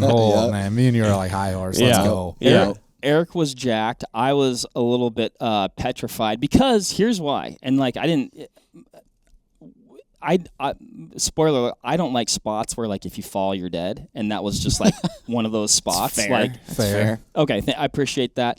And it was just like that, but it was like it was a long way of that. And then in my head, like, number one, okay, things I wish I would have done that would have made me more comfortable. What I should have done is said, guys, give me a minute. I'm going to spike up, because I had those micro spikes with me, and I think that would have made me feel like a lot better as we kind of traversed that side hill. And the other thing that's in the back of my head, like, it was still like most of it was like pretty tundra-y, mossy. So like you felt like you had good grip, but also like in the back of my mind, I've previously been in some country like that. And actually I had a buddy that had like a really bad fall hunting Sitka blacktails, where the that moss like sloughs off and it's just slick rock underneath. Yeah. Yep. And so like then it's just like ice, you know. So like in the back of my head, like I'm thinking about that. Literally the way that I was operating was ignorance is bliss. I'm not even thinking about that stuff because to me it's not even a possibility. Right. You know, you were like, hey, I love the positivity. But also like, so we filmed all this, right? I mean, obviously Mike and Coop, you filmed this whole thing. And, in my head, I think, so I'm writing some of the VO today, so hopefully I don't spoil that. But like, basically, I say to Eric, I think at some point, I'm like, hey, it ain't worth dying for a deer. And then it was very obvious to me that you disagreed with that 100% statement. 100% disagreed. Adrenaline rush, man. Disagreed. Go, baby. At that point, I literally was like, okay, I need to somehow, the way that I'm processing everything is like, okay, if we counterbalance each other, we're going to meet right in the middle, and we're going to probably be perfect, right? Yeah. So I met it with like literally, I think the words that I said was, it's a full-on charge. So I love it. That is just so funny now when I look in retrospect when we brought the deer back when we shot him. You were super stoked. You were super congratulatory. Yep. But you had that look in your eye where I was like, something is going to die soon. Yes. Like you had that look in your eye where it's like, he doesn't care what it's going to take. Like he is going to go kill minimum one deer. Eric's jealousy was turning to rage. Yeah. I was seeing red. we were going to make it happen. Yeah. And literally, that's what we were saying on the way up there. We got up there. We were on that scree slide, and that was like the moment where we're like, guys, it is good weather. There is a group of bucks here. There is another group of bucks here. We have the stage set to get in a position where we're going to actually get a crack at one of these two groups, and we need to make it happen. For sure. Don't know what the future lays with this trip. 100%. And I was like all for making it happen. I just like wanted to make good decisions making it happen. And I will say, so like Coop, I'll be interested to see what the footage looks like, because we're going, like we're traversing like this kind of like side hill face that we're talking about. And I look down and I see Coop, and if you're watching on YouTube, maybe you can see, but he's like no trekking poles, not spiked up, and one-handing a camera down low like this, like getting the shot like you always do. And like, but what you probably have a shot of is my eyeballs getting like as big as saucers, thinking like, I think I should say something, maybe don't say something. I don't want to interrupt him because I don't want to like distract him because he might fall. Like, dude, like. We were hauling. Yeah. Oh, yeah. We were going quick. It was going like, really quick. But I'm sure the shot's going to be great. Oh, yeah. Though. Sick, for sure. I mean, we finally get to this rock that we wanted to be at, and we're like, to your point, Coop, like we were going quick to the point where, like, looking back, all of a sudden that night, you know, I'm looking at the pants that I was wearing, and they're literally, it looks like Freddy Krueger got a hold of them and just slashed up the sides because we were on some pretty aggressive shale and it cut up my pants. Well, remember your bino harness when you took it off? Yeah. That thing went tumbling. You reached down to grab it. Snagged it. And if you would have not snagged it, it would have been It was gone. It would have been down where your Gone. buck was. Just tumbling down. Bye-bye. Yeah. Absolutely. That is so like I actually forgot about that until right now. Yep. But that's, I mean, the way you got up to get in position, like in retrospect, right? Like we've never been here before. Like I actually wish you would have like kind of snuck up. around where 100%. I ended up being, because it was just like probably a better place to shoot from. But you don't know. It's the moment. You're trying to stay concealed. You climb up literally like a crazy, like slither up like a shale slope, you know. And we're at, I mean, like, I don't care. Like, honestly, like, you're lucky. Like, you didn't. Like, it was just like not a good place. You tried to go around me. Oh yeah, because then I was like, well, man, if Eric's gonna shoot, like at that point, I'm like, I okay, want to shoot too. yeah, there's $2 up here. I want to join. I want to party. Yeah. I like to party. But and then I was like, well, then I could probably shoot from where I'm over here, but then I didn't want to, like, I'm like, okay, Eric's in position, like, you know, like you, like, obviously, like you pointed out, like Eric, like I want to kill a buck. Eric really, really wanted to kill a buck, and I'd shot one of these things in, you know, prior years, so it's like let's get one. Let's get Scratch one. that. Let's like Yeah. I don't want to poke my head out over here and have them stand up and have them, you know. So it's and like that was actually something that was in like the back of our heads. Like the deer that we saw the day before, it got one look at us and gone. Like it was out of there. So we were approaching these bucks with the same level of like, you know, like just being cautious. Sure. Yes, exactly. And it's like, you know, it's kind of a bird in the hand. It's like, let's not get greedy. Like we knew that big one was over there, but we had, like you said, bird in the hand. There were two nice bucks here. Well, and it's like, okay, well, number one, they were nice bucks. Like I would have shot any buck that was in either of those groups, right, and been like insanely happy. It's like, yeah, you know, there's like probably like just a big bomber over there, but like whatever. And also, what you don't know, like I would have expected those bucks because of where they were positioned and what the buck the day before did to go over the top. But then if they don't, like if you're like, oh no, like let's bump them over the top and we'll try and get to those other deer, all of a sudden they come down, take a different route, go past those other deer, and then you got nothing, you know? Yep. Which, what ended up happening is we got set up on those deer. We were 325, I think, yards away and got set up. And, you know, we're kind of looking at them. And at first it was like I couldn't get steady. Like I was just all over the place. You know, like it was, I mean, it was definitely like hindsight. In looking back, knowing how the deer ended up reacting, not as spooky as that buck the day before. Right. What we probably should have done is, like you said, Mark, I should have got around and got to where you were, because it would have been a totally different shooting position. It was just a better spot to shoot from. Like I had a little bit of a swale there. Like you were, like once you finally got in position, like you were salt. I thought it was like, I think it was like 4. It was. Dude, it was 4+. I think was it 424? I have that number I know in my it was head. 24, so it was 424. Yeah, then. 2 mils. Yep. Yep. Yeah. Exactly. Yep. So we dialed up 2 mils, got steady, and took a shot. And I remember in the moment of that shot, not like knowing that it's windy, right? Mm-hmm. But not really like thinking a whole lot about the wind, thinking, okay, we're shooting 185 grain Accubons. Like these are heavy, stout bullets. I'm not sure how much they're going to get pushed in that wind.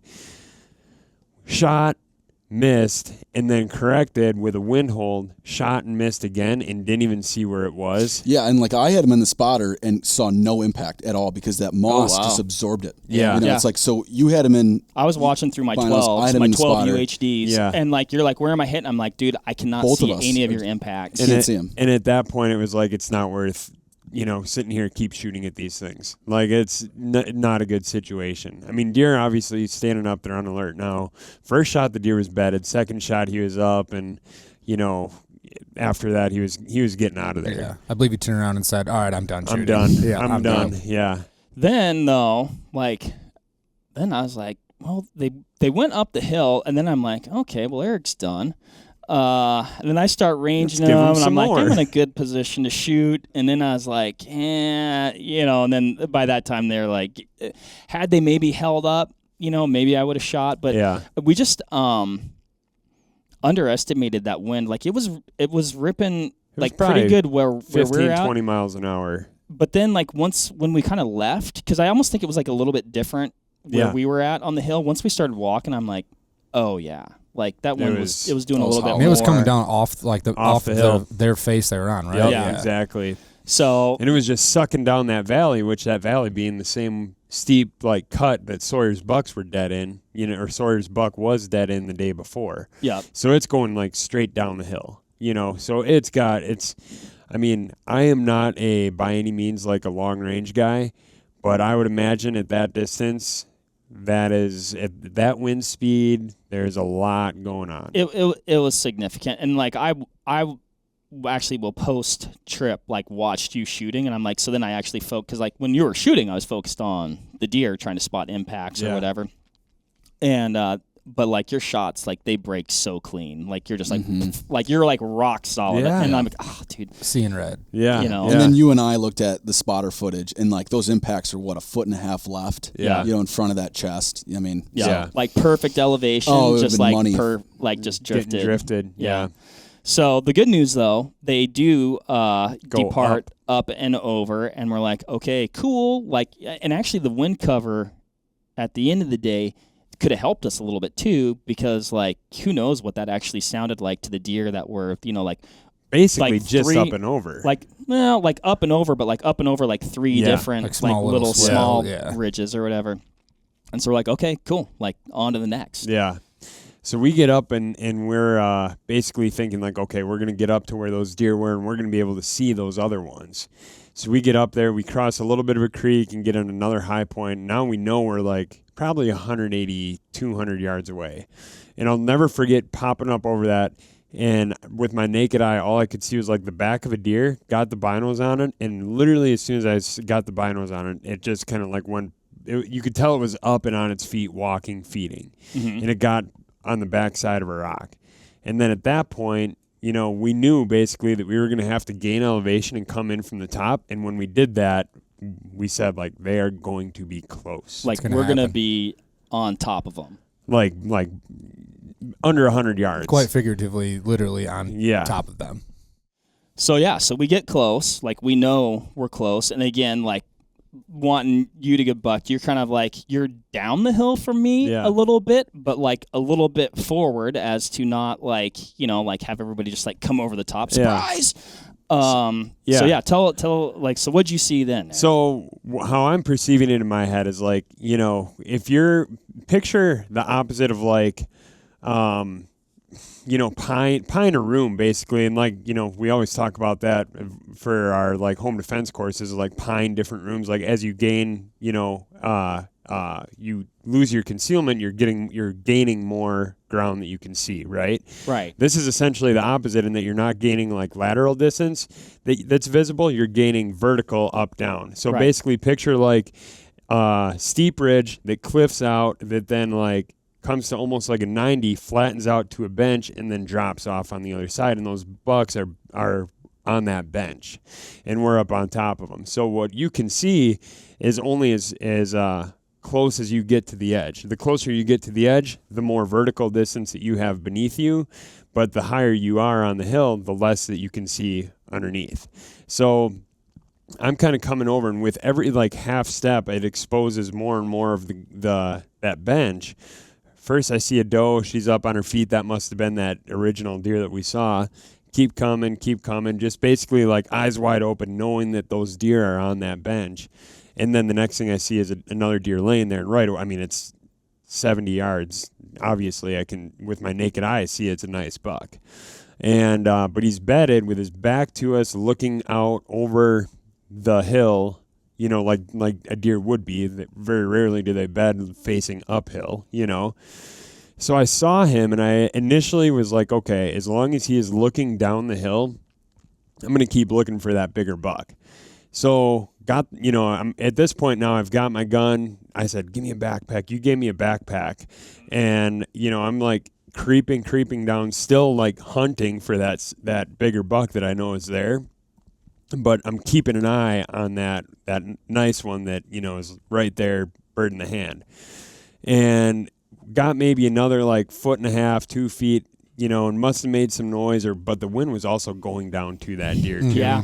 You know, because it's cooking off the top of that hill. And all of a sudden, I'll never forget, he like whips his head back up and is looking uphill in a really awkward position now in his bed. And I'm like, okay, like now you are the focus. And I'm like, it's done. We're done looking for that buck. We're shooting that buck, because I didn't want, at any moment he could have got up and like, that's it then.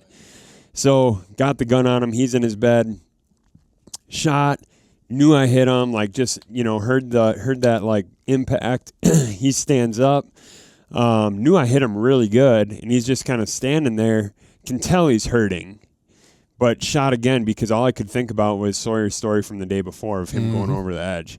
So shot again, and hit him again on that second shot, and actually shot him another time after that to really anchor him. And at that point, he dropped. Yeah.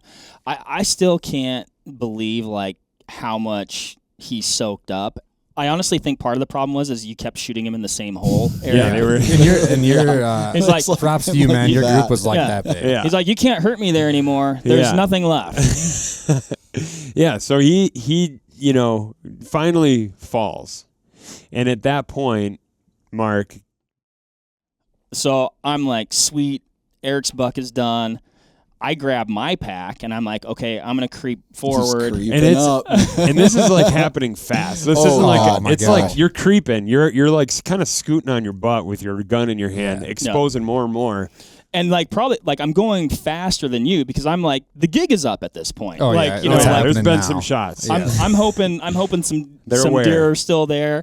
And so yeah, I'm, you know, creeping forward, and then finally I get to a point where I can see, and I'm like, okay, and at first all I could see was the doe, the initial doe. So I see that, like, that's the only deer I can see, and your dead deer. So I'm like, you know, I move forward, and I get to a spot. I'm like, okay, there's the doe, there's a deer, there's a little buck. I'm like, that one's got a big frame, and I just get on my pack and hold that on. I remember you in the footage. You go, Mark, big buck. I will, and that's where I want to stop you before you shoot, because at this point, all of a sudden, like I remember that moment, like it just happened 2 minutes ago. That buck he comes up the hill, because he just watched that other one tip over, and he takes like 4 nervous steps right at us, quartering to us really hard, and he stops and he does this, and I go, Mark, huge buck. And he's 60 yards away. And at that moment, he turns and looks back and gives you the front shoulder. I mean, and we were seeing the exact same thing, Eric, because I was like, this is perfect. I put it just inside that front shoulder, squeezed it off, Boom. And just flattened him. And then it was like crazy. Like, I mean, I hear Cooper might be like, nice shot, Marco. And I look up, I'm like, oh my gosh, like he is dead. Like he's dead there. Very large buck dead. Your buck is right there. Like, I can't believe this has worked out. Like, it's the most like insane thing I've seen. We're in the most insane place. We're freaking out. And then, like, and I'll say this, like, I've never had this before. Like, I was jacked. I was like, oh my gosh. I remember like hitting your shoulder like hard, and I didn't feel that. Yeah. Because at that point, then, well, it was like surprising to me. Like, this is where, like, I was like, I was like, guys, I can't feel my hands. Like my hands were just like crazy numb. And then I'm like, dude, I think I'm getting a little lightheaded. I think I'm going to lay down. And I'm like, no, that's not a good idea. And like, it was just like the most bizarre thing. And I can only assume, and this is what I assumed at the time, it was like, a little bit of dehydration because like, probably didn't drink enough. And then we, hustled up that hill. When we got back to camp, I should have eaten more. Like I ate like, half of a green belly, and then, we go up the hill and then just like an extreme adrenaline dump or something. Severe buck fever. Exactly. And what's interesting about that is like on my watch, it tracks like my heart rate and stuff.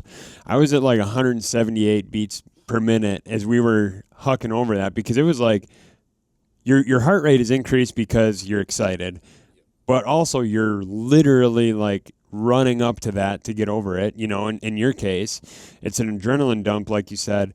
And I don't think really like you breathed a whole lot going over the hill.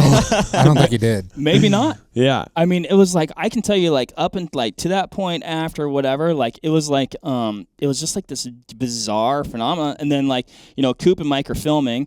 And then I think Coop was like, "Hey, let's quit filming because I think our friend is dying." Like as much as I love getting funny stuff of you, Marco, I also don't want to film that. I appreciate that. Was very considerate of you, but like at the end of the day, I just need to get some calories in me, drink some water, like at that point, like it had cooled off, the weather was changing. I'm like, I'm gonna hook my puffy jacket on, and like probably 10 minutes later, it's like you had color, your like, color came back in action. Hat was back on, the breathing came back. Yes, could feel his hands again. Oh my god, breathing again, always positive. Yeah. And then we go and check out the deer, like which are not that far away. Like you said, my buck was 60 yards away, like yours was 80 yards away. Yeah. Yep. And like it's just like unbelievable. It's like the most unbelievable moment. Like and just like everything about it was just so incredible. Like it's like using all these words and like they're the grandest words and they still can't even describe like how amazing it was. Yeah. And just like all of us are there and everybody's worked so hard and like it was just like the gravity of the moment was like just very intense. We did it. Like we did it, boys. Yeah. Yes. Like and it was I'm getting emotional thinking about it. Yeah. Like it was so cool. And we go down, we look at my buck first because it's closer, and you're like, dude, it's a giant. And like, it is a giant. It is a literal like buck of 5 lifetimes. Yes. Big deer, velvet deer, and huge body. I know Eric's like, dude, the rack, and I'm just like looking at that body, going, dude, this thing is like immense. Like it was like a big deer for like just like regular deer. Like I was like, people talk about Sitka blacktails being small. Yeah, I'd say not a mature one. No, not at all. I mean, that was about as big as any other deer, really. For sure. And then we go down, check out your buck. Yep. And I mean, equally like as like, dude, like I mean, I grew up hunting Columbia blacktail, so like I have a very strong affinity for like big 2 points. Yeah. And like I call that it's a big 2 point with eye guards. So like we would call that a 6 pointer buck, here. You know what I mean? Dude, heavy like anyway, like what was it like when you like went and checked that? I mean, it was the same thing. It's like looking at it, you like well, what's cool is those deer, like, it's late August. They're fresh out of velvet. If they are out of velvet, they literally just strip the velvet. And, like, even looking at your guys' deer when we got back to camp, it's like that was the first thing I noticed is how, like, reddish mahogany color of, like, the antlers and, like, that color of that then contrasted with all of a sudden this, like, black skull patch and then all of a sudden a double white, like, throat patch with, like, this, like, red amber colored hair, and they had their like long guard hairs were like just coming out. Like every time you touched it, those like, guard hairs were just coming out because they had their fall winter coat coming in underneath it. And just like then kind of taking a step back and like looking where we were, it was just like the craziest. He was literally on like he was over the top of everything that we were. I'm glad you shot 3 times. Yes. Yeah, for sure. I have like an image, I have like a picture on my phone of like where he was at, like as he kind of lays, and it's just like crazy where they were, and kind of to bring it full circle to that first day when we looked up there and there was like this giant buck on the king of the mountain, right, like up on top. That is the location that this hunt, essentially like the hunt side of it actually ended at, with that buck plus mine, in that exact location, and then it was like we had to get to work, pack these things out. as we're starting to work on them, all of a sudden, like, it just starts blowing wind. Like, the wind picks up heavy. I mean, it went from like bluebird skies to the photos. I mean, I'd almost be willing to bet it was like within minutes of you guys pulling the trigger from bluebird to, all right, we got to go and we got to go quick because it's coming. You know, you can see that, a good distance off, and it doesn't take its time. And this was different than like the fog rolling in the morning. Like, this was different. We didn't know what it was, but we just knew it was different. Yes. And it's 7:30, 8 o'clock. It's dark at like 10-ish. Like, it was blowing in so fast. Like, you were taking pictures of Eric's buck, like taking some still photos, and it's just like this epic, Emerald Isle green background. And I looked to my left, and I said to you guys, I go, hey, guys, if we're going to get any pictures of my buck with a background, like, we have to do it now. Because it's just like coming in. And it came in like short order. Fast forward, we did get the deer broken down. We got the deer kind of like split up, and then it was time to like get those things back. And by this time, like, literally we got done getting them like taken care of, got them on packs, and started walking. And no sooner did we get them on packs where the floodgates opened up, it started pouring rain and blowing wind that was just like, it was going Mach 4. I've never been outside in that kind of weather. We were back at camp in the tent, and like, we heard the shot, so the assumption was like, okay, thumbs up. But then that weather rolled in, and we like that shifted to legitimate worry. Like, we were in the tent, and I was scared. Like, it was ripping. Yeah. Like, I knew we were okay, but also like definitely a lot of like considerations. One thing that I felt really good about is like we had the bucks packed up, like, and like our way back, although like we had a few miles to go, like, it was fairly straightforward, which is actually a good thing because we were basically fogged in like Mach 4 winds, and like the rain was blowing sideways. Yeah. Yes. Yeah. Oh yeah. I'll never forget then. So we kind of, forged through that stuff as best we could, right? And got on that, like, the most like iconic part to me was that video that you guys have of us like kind of walking out that you filmed on like on my phone, just because we didn't want to, like, we lost the camera in that stuff. I was gonna say, hey, Mike, where's your pack cover? Different country. Remember that? Russia. I mean, Russia, literally like 70, probably 70 mile per hour winds. I mean, easy. I would honestly guess my pack I've never experienced anything even close. Yeah. So everything's just soaked at that point. Pack's getting soaked. I mean, cameras getting soaked.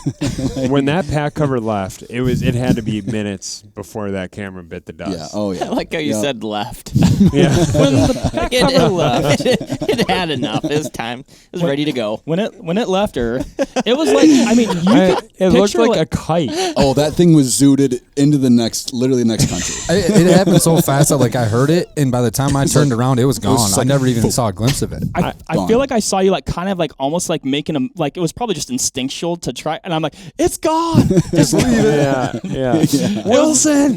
Like, it was like picture like if you've ever seen like a Walmart bag like floating into eternity, like that's what it was. Like, except like larger and gray, and oh my gosh, dude. But that like it ripped off your pack, and it was cinched down too. Yeah. It was sheer force. And it didn't just like kind of tumble away. Like it never I never saw it touch the ground. I never seen it. It took off. It was just like I never seen literally it. Just gone. Oh God. It didn't come down. And I remember you like looking at us like in the most incredibly dad mode ever, screaming at all of us because the wind was howling so bad. We were about to get up on that top of that basically that ridge, and you're like, if it gets too sketchy, just get the F down, because it was whipping so bad.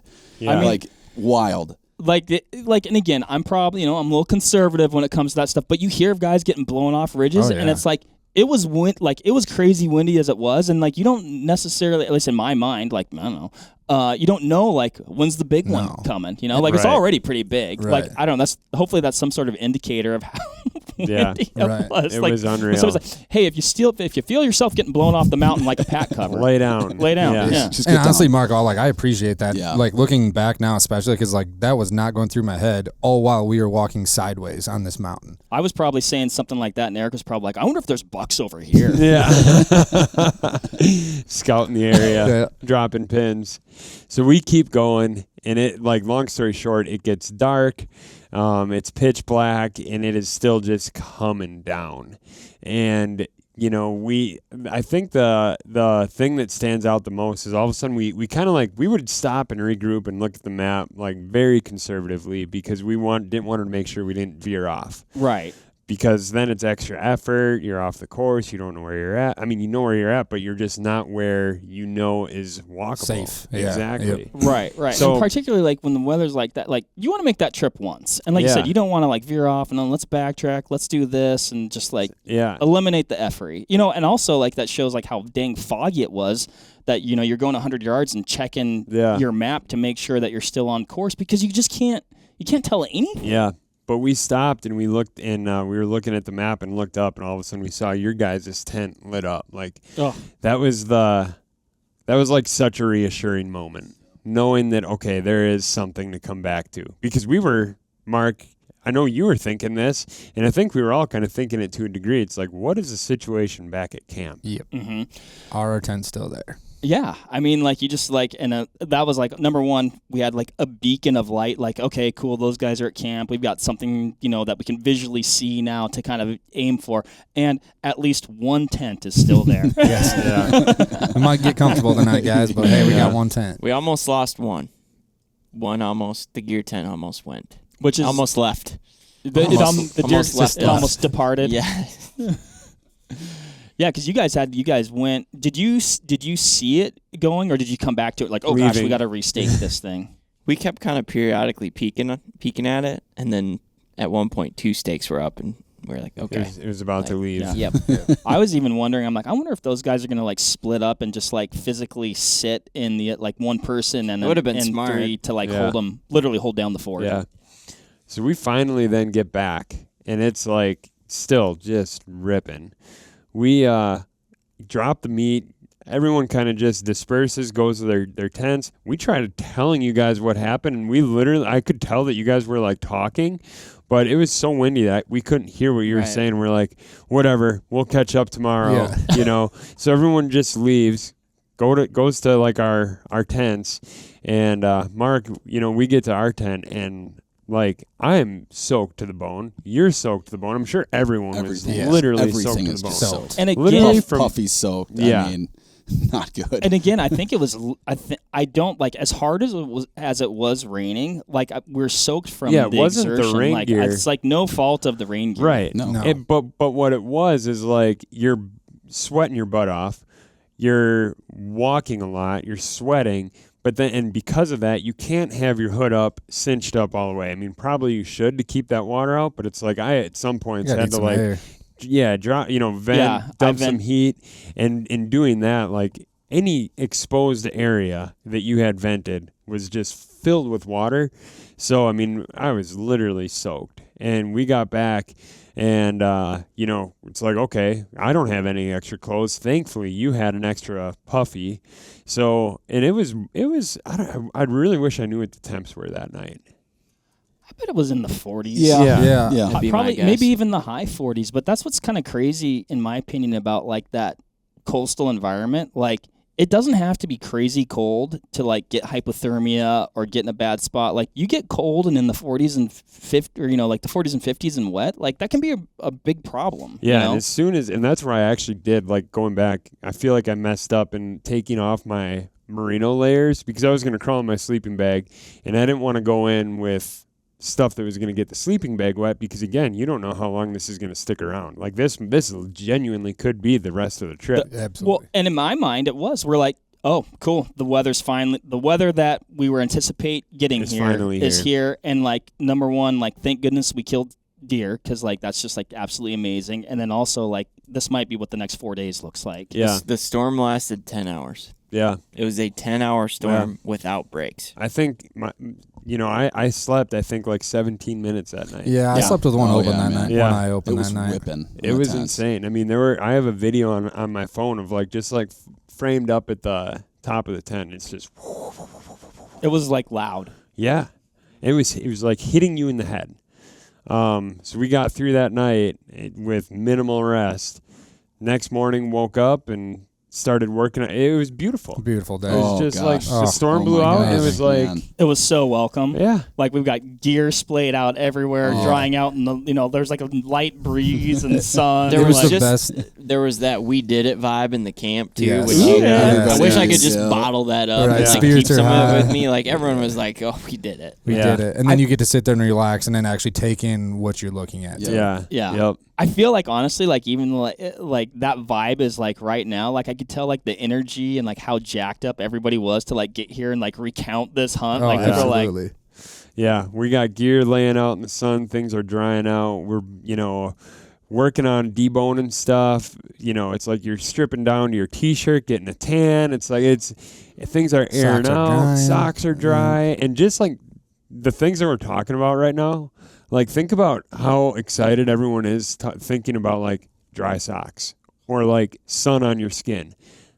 Those are, like, such small things, but, like, something that here we are recapping this thing, and that's what we're spending time talking about, well, like you say they're small things, but actually huge. Those are, like, we get like in our daily like civilized life, like we have like all this other like clutter going on, and then like I feel like one of the best things about a hunt like that is like it really like distills down what is actually important. Right, it's like 100%. Are you safe? Are you healthy?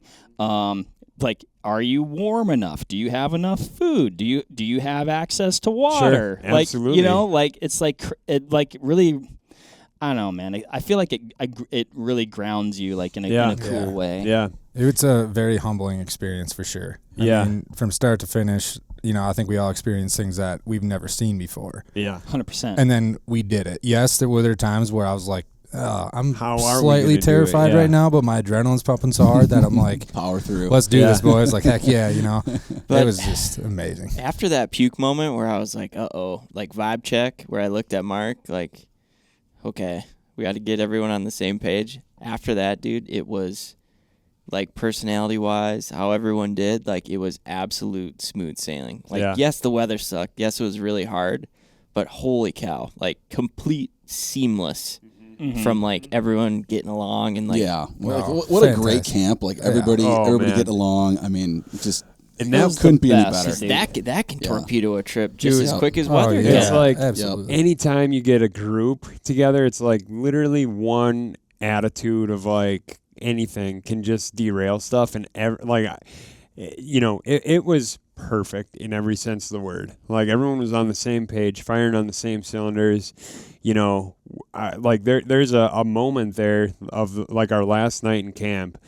Sitting up there, I think we're all like eating dinner. We're all like just kind of like talking about nonsense, looking at the scenery around us. The weather was amazing. Like 10 out of 10 at that point. It's kind of one of the first times like we were all like together in a way too. For sure.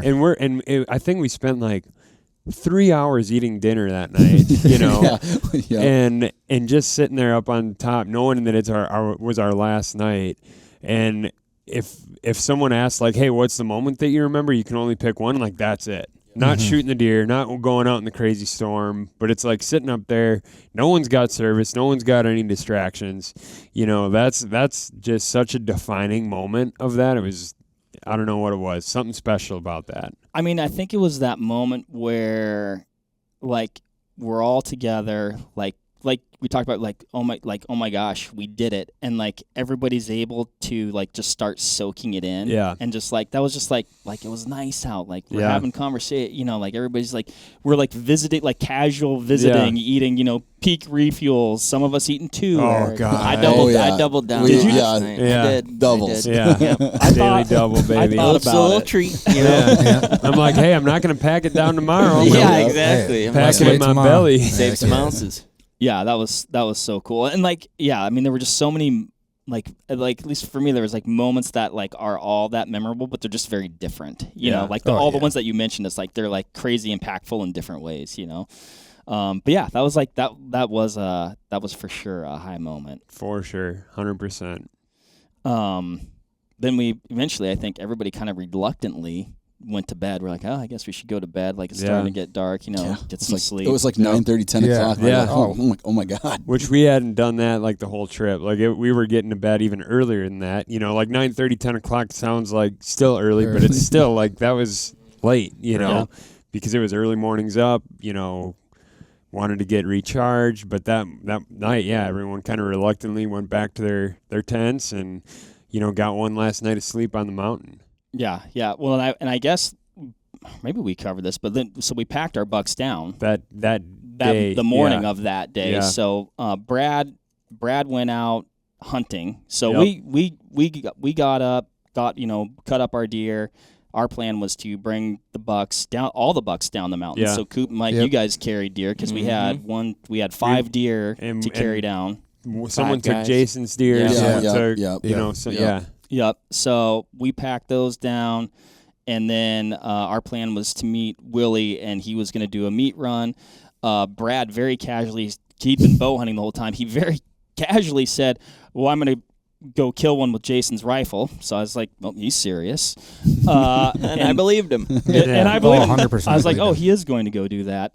So we got down, which actually I would say, like, we talked about the steepness of the going on the way up. And actually, in the back of my head, like the entire time we were up there, I'm like, this isn't over. I'm like, this was like hard to go up. In the back of my head, you always hear people say like, don't go up, you can't go down. I'm like, okay, well now we're going down with like heavy packs, full of deer meat. It's not going to be less steep. And but then like once it seemed like, and I'd say it was a little sketchy at points for sure. Absolutely. Like spent some time on our butts. Oh yeah. Oh yeah. Lots of time. Yeah. My knee was having weird stuff going on that trip down. Well, you ate it at one point, and then then I was a little bit worried. And it was like an awkward fall. It was like one of those like kind of like twisting I'm not gonna be able to get up. Is it gonna be able to follow through? But. Yeah, and it held up, but I actually went to the doctor afterwards, just making sure that like, okay, everything's okay, and everything checked out. Yeah, I don't know, I must have just like sprained it in some way, but yeah, so, like we made it again, like another huge win. Like, oh my gosh, we did it. Yep. We get to our original drop off point, chilling out, got the bucks down, waiting for the plane to get there. And then, of course, not that long after, a couple hours after, here comes Brad and Jason with, Brad's got one. Nice velvet rack on his nice back. velvet buck, man. Walks up casually. Yeah. Very casually. Oh, okay. Hey, remember that thing I said I was going to do? Yeah, I did it. Yeah. Another huge 2-point with eye guards, velvet buck, just, classic Stud buck. Brad. Yeah. We put it with the others and wait for Willie to get there. And then, eventually he came, and actually one of the other cooler parts to me is Willie gets there and like, this guy's seen it all, right? Oh, yeah. I mean, 25 years of seen being it all, a pilot, done it all. Icon. And he was like very complimentary. Like, I knew we shot some nice bucks. Like, we're super fortunate. Like, I mean, we defied the odds of shooting multiple nice bucks, but he's like, oh man, he's like, you guys did really good. And like, when a guy like that says that, you're like, oh, that's a big compliment. Yeah, for sure. Yeah, definitely. But yeah, so we load the meat up and then hike back up. That was the night then that we had that iconic dinner with the view, the double dinner for some of us. Double dinners. And then, the next morning, equally beautiful day. Yeah. Like, the weather literally did the opposite of actually, like, it flip-flopped when you think about it. Like, as far as, like, nice versus not nice. Had beautiful weather, packed up camp, went down. The bittersweet moment of when the plane comes and gets you. But again, like, you get those weather windows, like, you could stay another day. Yeah. But then you might stay another 4 days. How does that impact things? So I think everybody was like, I know for me, like, if you could have guaranteed that, like, we just stayed another day and then, like, we were going to have that weather.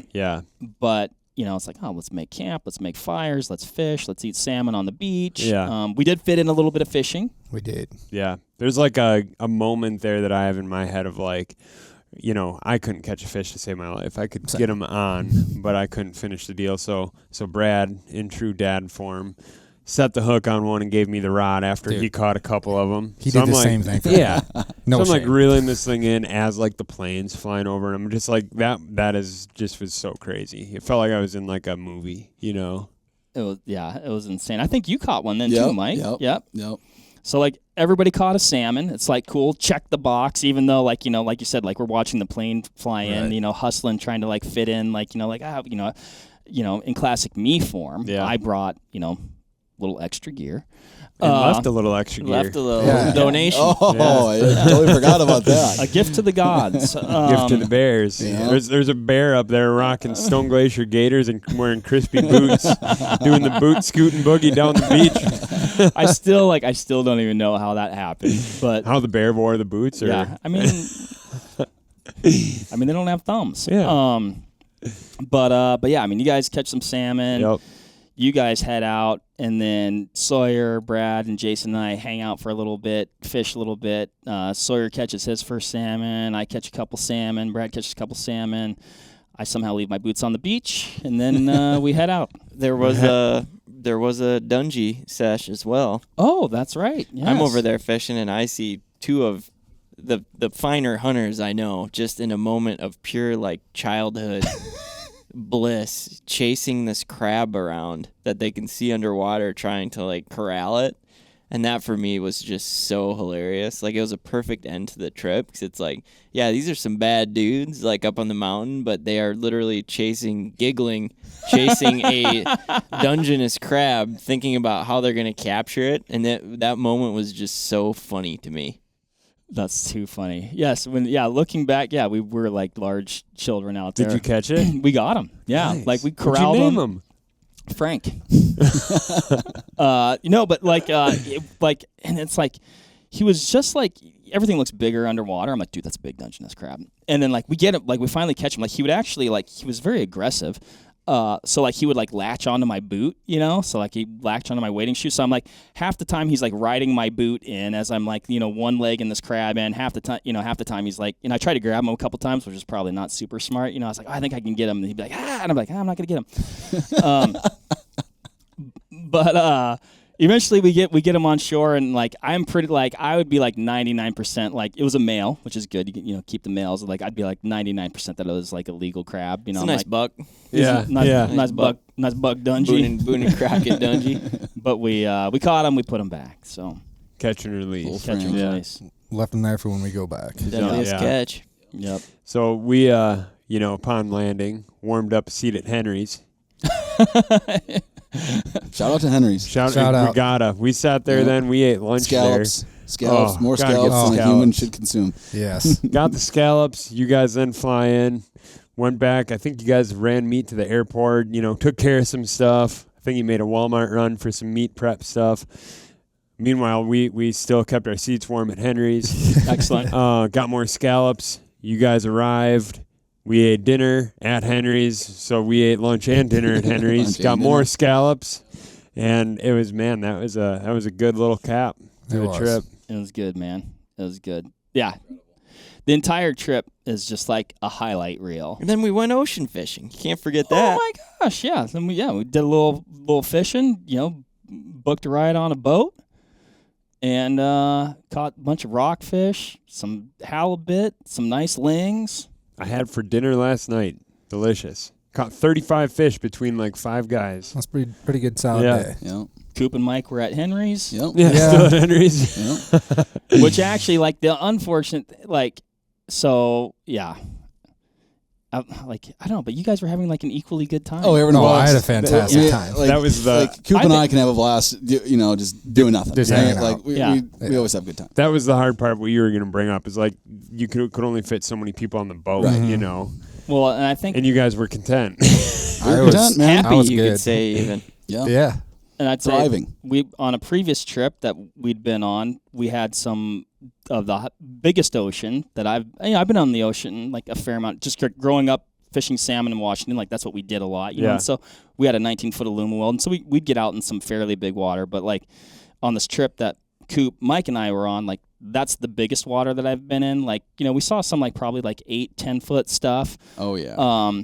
And speaking of motion sickness, that took Mike down. So I don't think going out on the ocean was probably first. Yeah. We're talking like a month later. Yeah. Like you're still literally traumatized. Yeah. Tune in for the recap from Hawaii for the full story on that. Yeah. That'll be a good one.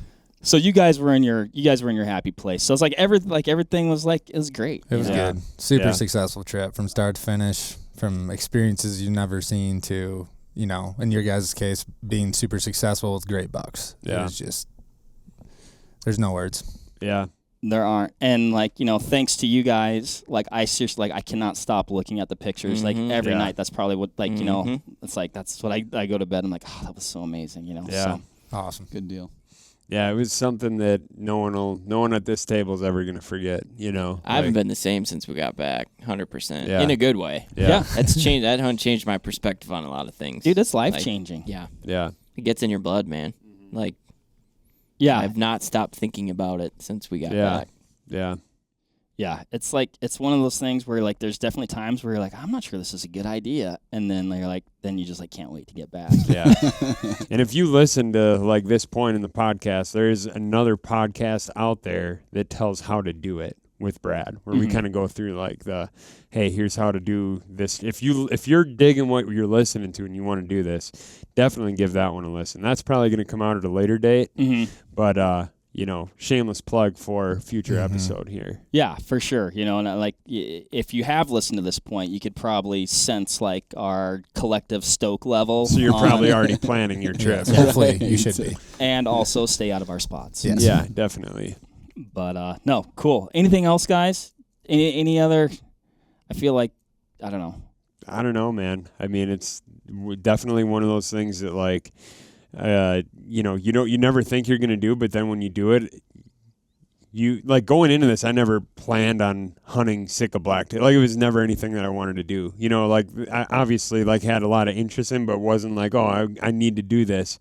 After doing it and experiencing that place, it's like, that is truly the coolest spot I've ever been to, Right. you know? Same here. No doubt.